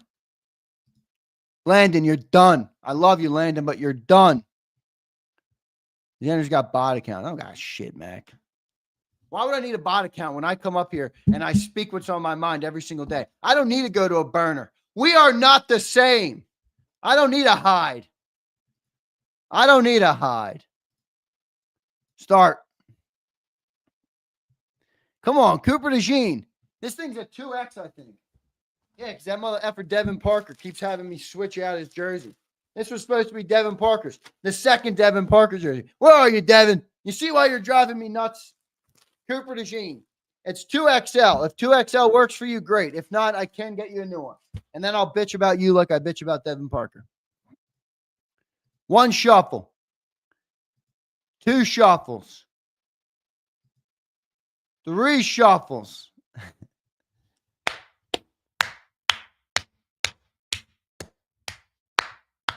4, 3, 2, 1. Bird Gang Girl, yes! That's a great winner. That's a great winner. One of our most patient, loyal, kind viewers who doesn't care how long it takes me. How long it takes me to do the giveaways. Bird Gang Girl, I know she's in here and she's the winner. Now I don't know if the sizing will work for her, but I can get her whatever size she wants. I can get her whatever size she wants. Actually, if Bird Gang Girl wants me to go and order her a jersey in a woman's jersey, I'll do that for her because she's a great viewer. Let's go. I've been waiting for one of our great women to win. I really have. You know, some of you dudes are. I'm just happy it wasn't Izzy B. She's on my nerves. All right. What Bird Gang Girl, whatever you want. Whatever you want. You get the treatment. I'll get you whatever you need. All right. You can DM me. You got me on Instagram. You follow me over there.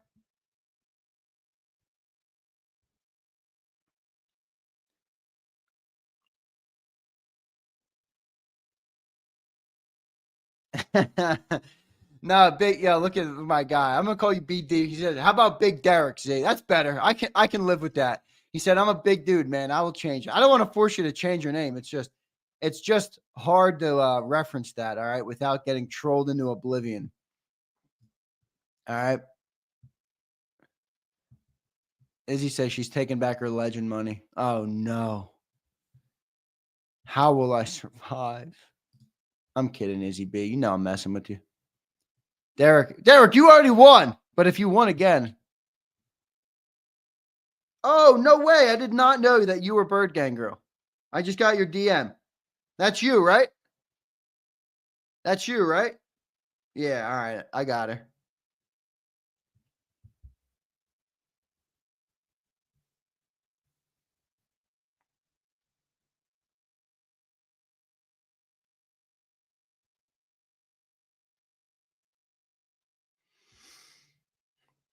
All right, congrats to Bird Gang Girl on the win. Congrats to Bird Gang Girl on the win. Thank you, Bird Gang Girl. She is patient and she enjoys Zander time. And she doesn't. No, I didn't know because I've followed her for a little bit, but I had no idea she was Bird Gang Girl in the chat. No idea. How would I know? My DMs are flooded.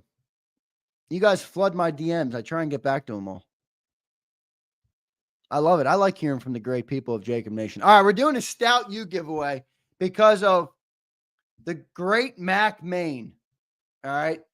He'll tell you about being a family member. I love him, but I rip him sometimes too.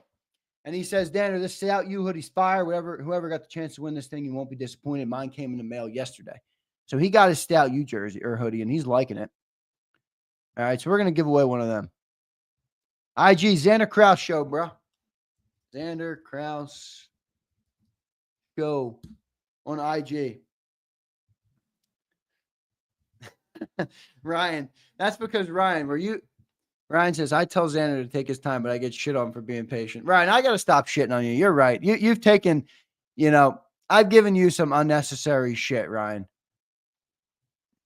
Bergen girl, congrats on the win. She says, I'm beyond excited. It got my anxiety going. Congrats, Bergen girl. Appreciate your support of JAKIB. Means a lot to me. I appreciate it. And Flexen and Jalen Hurts' burner are fighting again. I didn't miss anything, right? You missed a giveaway.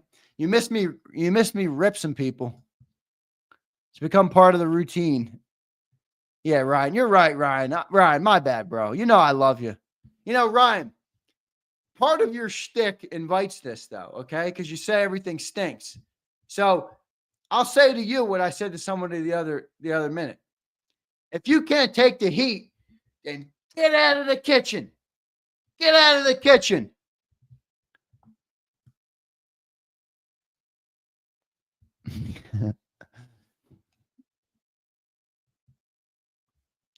I can't even read any comments because it's just Jalen Hurts' burner and Flexen just ripping.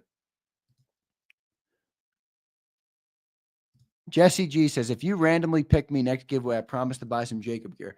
I promise you this, Jesse G. This is what I'll promise you. If I wanted to pick winners, I would have a way easier method than to use this janky website that gives me a random winner every day. I would just do it, okay? I would just do it. I would just give shit away to people that I wanted to give stuff away to. And Bird Gang Girl would be one of those people. And Sue would too. Sue bought some merch. Yes, she did. Sue was one of our first merch orders. All right. Yo, Ryan, you're getting crushed. It's not just me, Ryan. Don't blame me. Look at this comment from the great Bob Brown. You gotta have great aim on Ryan. Extra small target. Oh man. All right, here we go. JAKIB Stout U hoodie. Stout U hoodie.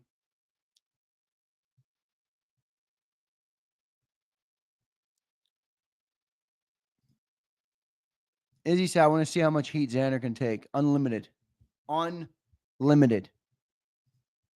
Unflappable. Here we go. Amber, what's up, Amber? Good to see you in. Just finished watching Big Sills from 2 days ago. I'm back. Great show 2 days ago, Amber. I thought, at least. I always think Sills has good shows, though. I thought our segment was pretty good, too. There you go, Bob. I give a shout to Bob for that one. Although, Bob, I did text somebody. The reason I liked it so much. Wait, Bird Gang Girl, you might be really close to me. I might drop your jersey off. Where is that? That can't be far from me. Oh, no, that's far. 2 hours. Never mind. I'm shipping it. Confirm. All right, we got 402 members. Underrated. Zeal, I don't think he should be underrated at all. I think he's one of the best interviewers ever. Oh, come on. You guys are foul. I didn't see any of those comments when I dropped it off to Bird Gang Girl. Don't let these guys get to you. Remain unflappable, Bird Gang Girl. Remain unflappable. Yeah, TK, TK, I did say that when I saw your address because I know where you're at now, but you're over in Jersey. I'm not driving over there, bro. It's like an hour. If you're like 20, like Jason 18 was like 25 minutes.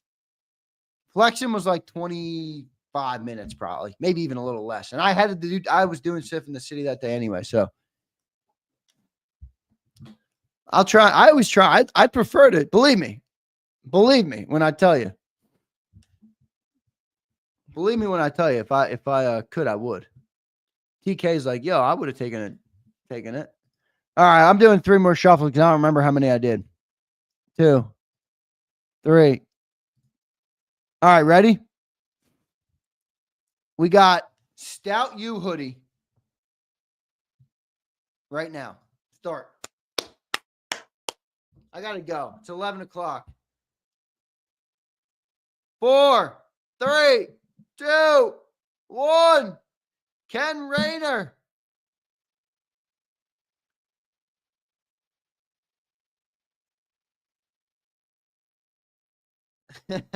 Devin, correct. The cost of shipping. This man's making business decisions. SP Ricky says, I'm a legend member. I'll do a legend giveaway. I got some legend stuff planned. I got to get back to my guy for the legend stuff. Actually, if you're a legend in the chat, tell me what you'd want me to give away to legends. And I'll do it. Ken Rayner's going to be done, though. I haven't seen this guy in the chat in years. Been damn near years for this guy. It's been years since I've seen Ken. Brian wants a Z note. Everybody wants a Z note. TK's getting a Z note. Billy Don's getting a Z note. Who else did I send out yesterday? Derek Elmore's getting a Z note. Cody K's getting a Z note. Brian Pumper's getting a Z note. Suplex City got a Z note. He got his jersey last week. He sent me a great message. See, it's funny. It's funny how that works.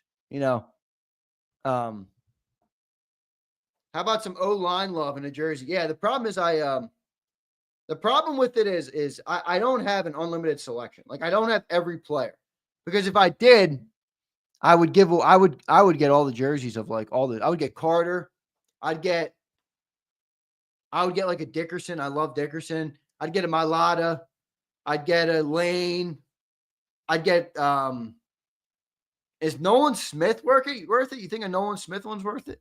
Look, the people love the Z notes. I framed my Z note. That's 2. Who else has their Z notes still? Cybertruck for legend members. David Esch, one of our great legend members, wants a Cybertruck. David, if I get to 1 million subscribers, I'll do that. All right, TK. I'll put it up. I'll post the picture up.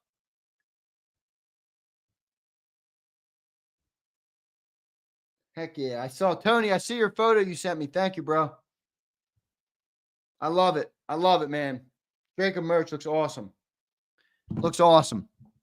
Yeah, Devin, you have yours up on the wall. I saw that. John says his is on the fridge.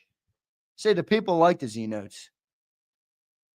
Philly Don can't wait to get a Z note. You're getting that maybe today, Philly Don. You're not that far from me. I can't imagine that would take that long to ship.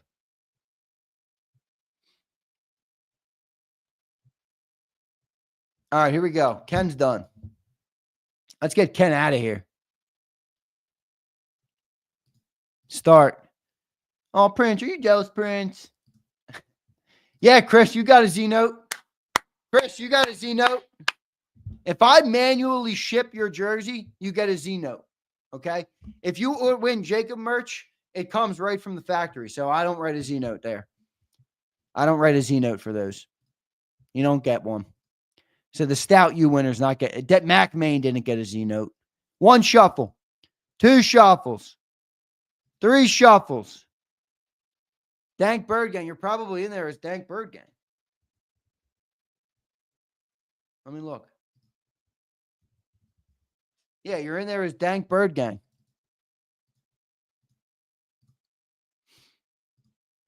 All right. You're in there. There's SMD Eagles. Kakoa. Dirty Air. SB Ricky. There you are. Start. Here we go. 4, 3, 2, 1. Stay focused. 11:02. I think he was in here today. I think he was hating on McMullen today, actually. It will. Next, DBG, Dank Bird Gang. Next time I pull the list, it will. It will update. It's the clap after hitting start. Master Chief.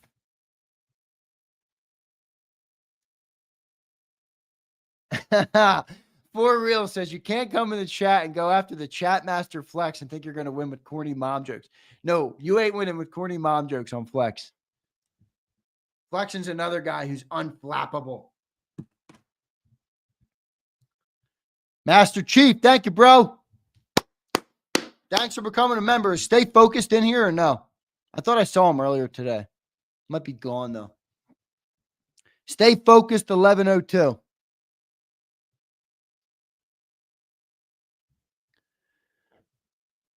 All right, here we go.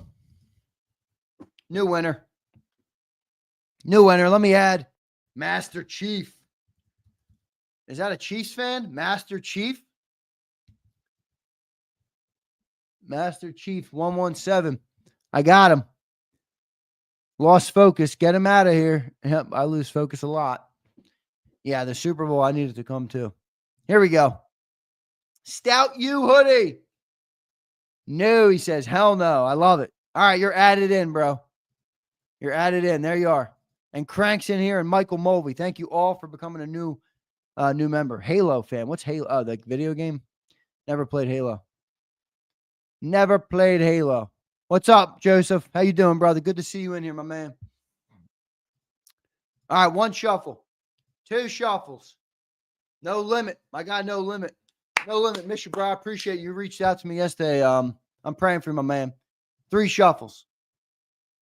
Start. Big Z, you don't know who Master Chief is? Nah, I never played Halo, if that's where it's from. 3, 2, 1. Peter Rabbit. Not to be confused with the Easter Rabbit. Or what other iconic rabbits are there? Yeah, I might have to go to the green hat. I might have to go to the green Kango. Peter Rabbit, Easter Rabbit. What there must be some other rabbits that are like out there in cartoons. You guys would probably know better than me. Roger Rabbit. Who's next? Winnie the Pooh. Z doesn't know anything outside. Izzy B, I know everything. Shut your ass up. The only thing I don't know is TV shows and movies. And apparently Halo, which is now a barometer for how much you know in life, which is not true. Bugs Bunny, that's a good one, David. Down the rabbit hole. Bugs Bunny, too. We got two of those. Roger Rabbit. What's Roger Rabbit? I don't even know that one. Let me check that. Roger Rabbit. Who the hell is this? Who the hell is this? Roger Rabbit. Yeah, if that's what you're going to say that I don't know anything on, I'm fine with not knowing anything. I am fine with not knowing. Yeah, wait, that's a good one. Rabbit. 8 Mile. That's the rabbit. That's the best rabbit. That's the best rabbit. 8 Mile. 8 Mile. What did he call him? Rabbit. And who was the other one? 8 Mile. B Rabbit. That's a great one. What's the other name? What's the other name? Why am I blanking on this? Why am I? B Rabbit and what? What's the other name? Cheddar. That's it. Thank you. I was blanking on it. Rabbit and Cheddar. I love it. Now, Izzy B, you don't know 8 Mile because you play Halo all day. All right, we are not the same here. Although maybe I don't know. I might have a Halo. Seems like I have a Halo Mafia in here. Prince, were you playing Halo in the can, bro? They give you a Halo in the can? Oh, you got to be kidding me. The members disappeared. All right, I got to add the new ones. Carl is in here.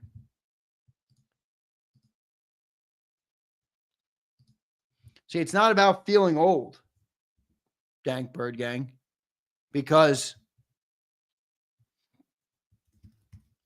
because even if it was in my time, I might not know. I'm telling you right now, when I was growing up, I did not watch TV. I hated it. I had ADHD like you guys see on Zander time every day. I wanted to be outside in the sun, on the grass, doing some shit, biking, doing something. Michael Mulvey, crank, SR. All right. Good stuff. Good stuff.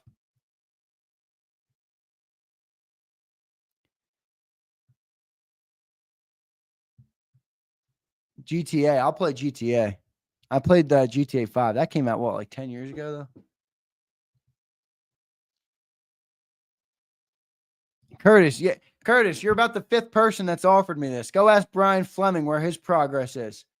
Zander, if I write a program to import your members and select a random name, would you use it? Yeah, just don't frame it up to pick Curtis every 3rd time. All right. Amber, that is hilarious. That is hilarious. He says, anyone who lives in reality can tell who the video game people are by their comments. I'm sure video game people aren't going to be happy with that one. All right.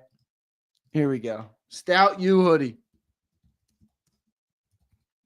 How many people are watching this right now? 405 still on YouTube and over 1,000 on all the platforms. That's wild. I appreciate y'all. Here we go. Stout U. Start. 1 shuffle. 2 shuffles. 3 shuffles. Show North. Dakota. Devin. Let's go.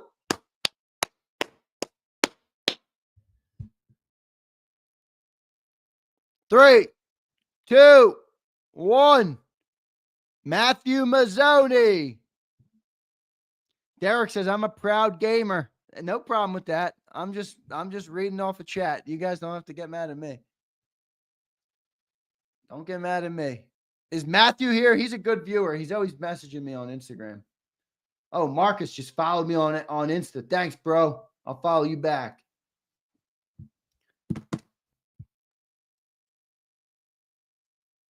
I know you're not talking to me right now, Niall. There's no way you're talking to me.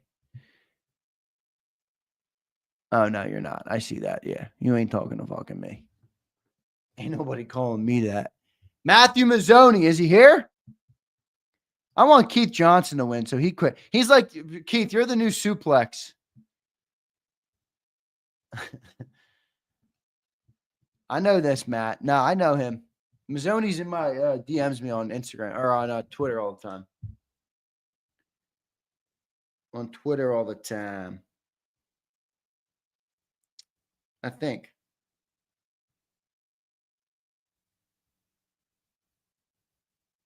Maybe not. Maybe not. Okay. I might stand corrected. All right, here we go. I guess I don't get DMs from Matthew. I'm mixing up names out here. All right, start. Confirm. 1 shuffle. 2 shuffles. 3 shuffles. How about 4 shuffles? Here we go. 5, 4, 3, 2, 1. Dave's Sports Quest. I know Dave's got to be here. Jay Henry, that is one game I'll make an exception to play. I'll play COD. I love COD. I don't play anymore, but I would play. Dave's Sports Quest. He is on the quest for playing sports with Dave. Yeah, baby. I knew I saw your name before. Dave Sports in the building.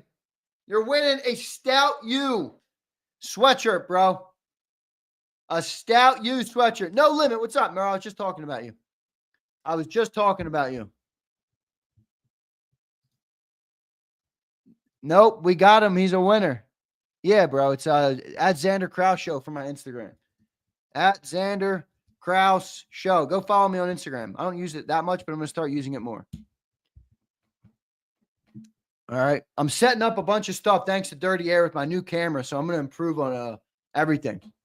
I got a lot of good ideas for the off season here, and that's hard to incorporate when you're real busy this time of the year. But JAKIB Sports, where can I contact you? You want to email me? Curtis, email me. Curtis, I'll check it out. Thanks, bro. Zander at JAKIB Media, Dave, if you want to email me there, but do it now. Or if you have me on X or Instagram, you can DM me too. That works. That works. That works. All right, 2 winners today. We had, what do we have? 3. We had 5 winners yesterday because we had 3 on Birds 365 and 2 on Cilio. 5 give. I mean, listen. I do this because I love you people, okay? I really do, and I appreciate your support. But find me another Eagle channel, okay, that's given to the people. All right, Dave, DM me over there, bro. I'll be looking for it. Thank you for the 4 followers I just got on Instagram. I would assume they're all listening right now. Steven, thank you, Steven. Eternal, thank you, Eternal. G. Mank, Carl, thank you, brother. And Wilbur, thank you. Go and give me a follow over there. And on Twitter, too. I like Twitter the best, but. All right, cool. Fun show today. Zander time is over.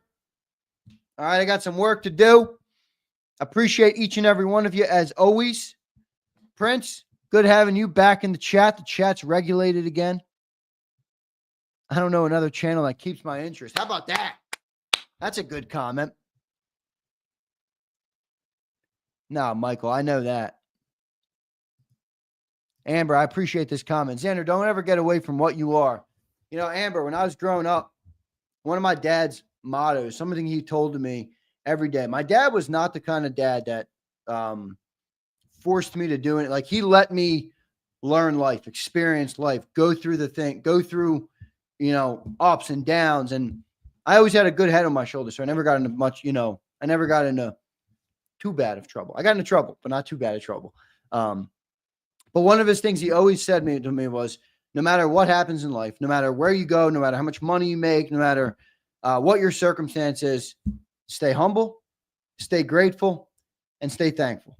So those are 3 things that I try and live by. I don't always succeed, but I try and live by those. So I appreciate that comment because I do think, you know, it's a lot of fun and we're building something great. And I appreciate, I love the growth that we have. And I appreciate everybody for being here and growing, but you know, I always try and remember that.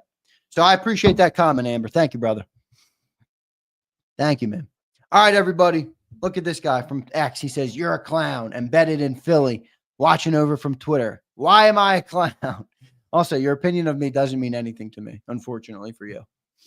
Your opinion of me has no bearing on my life. I still got work to do, business to handle, people to talk to, games to cover, and tasks to accomplish. All right. All right. Oh, wrong chord there. All right. I love you all. See you guys next time. Bird Gang Girl, congrats on your win. I appreciate you. And Dave's Sports Quest. Where is he? Dave Sports Quest. Thank you, bro.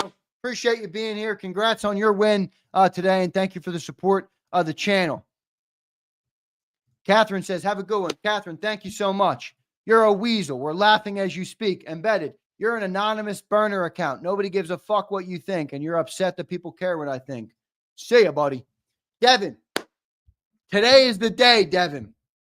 Devin, today is the day that we finally fix this jersey mess. Okay?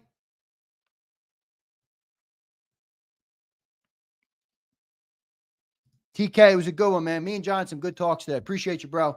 Brandon Howard, thank you, man.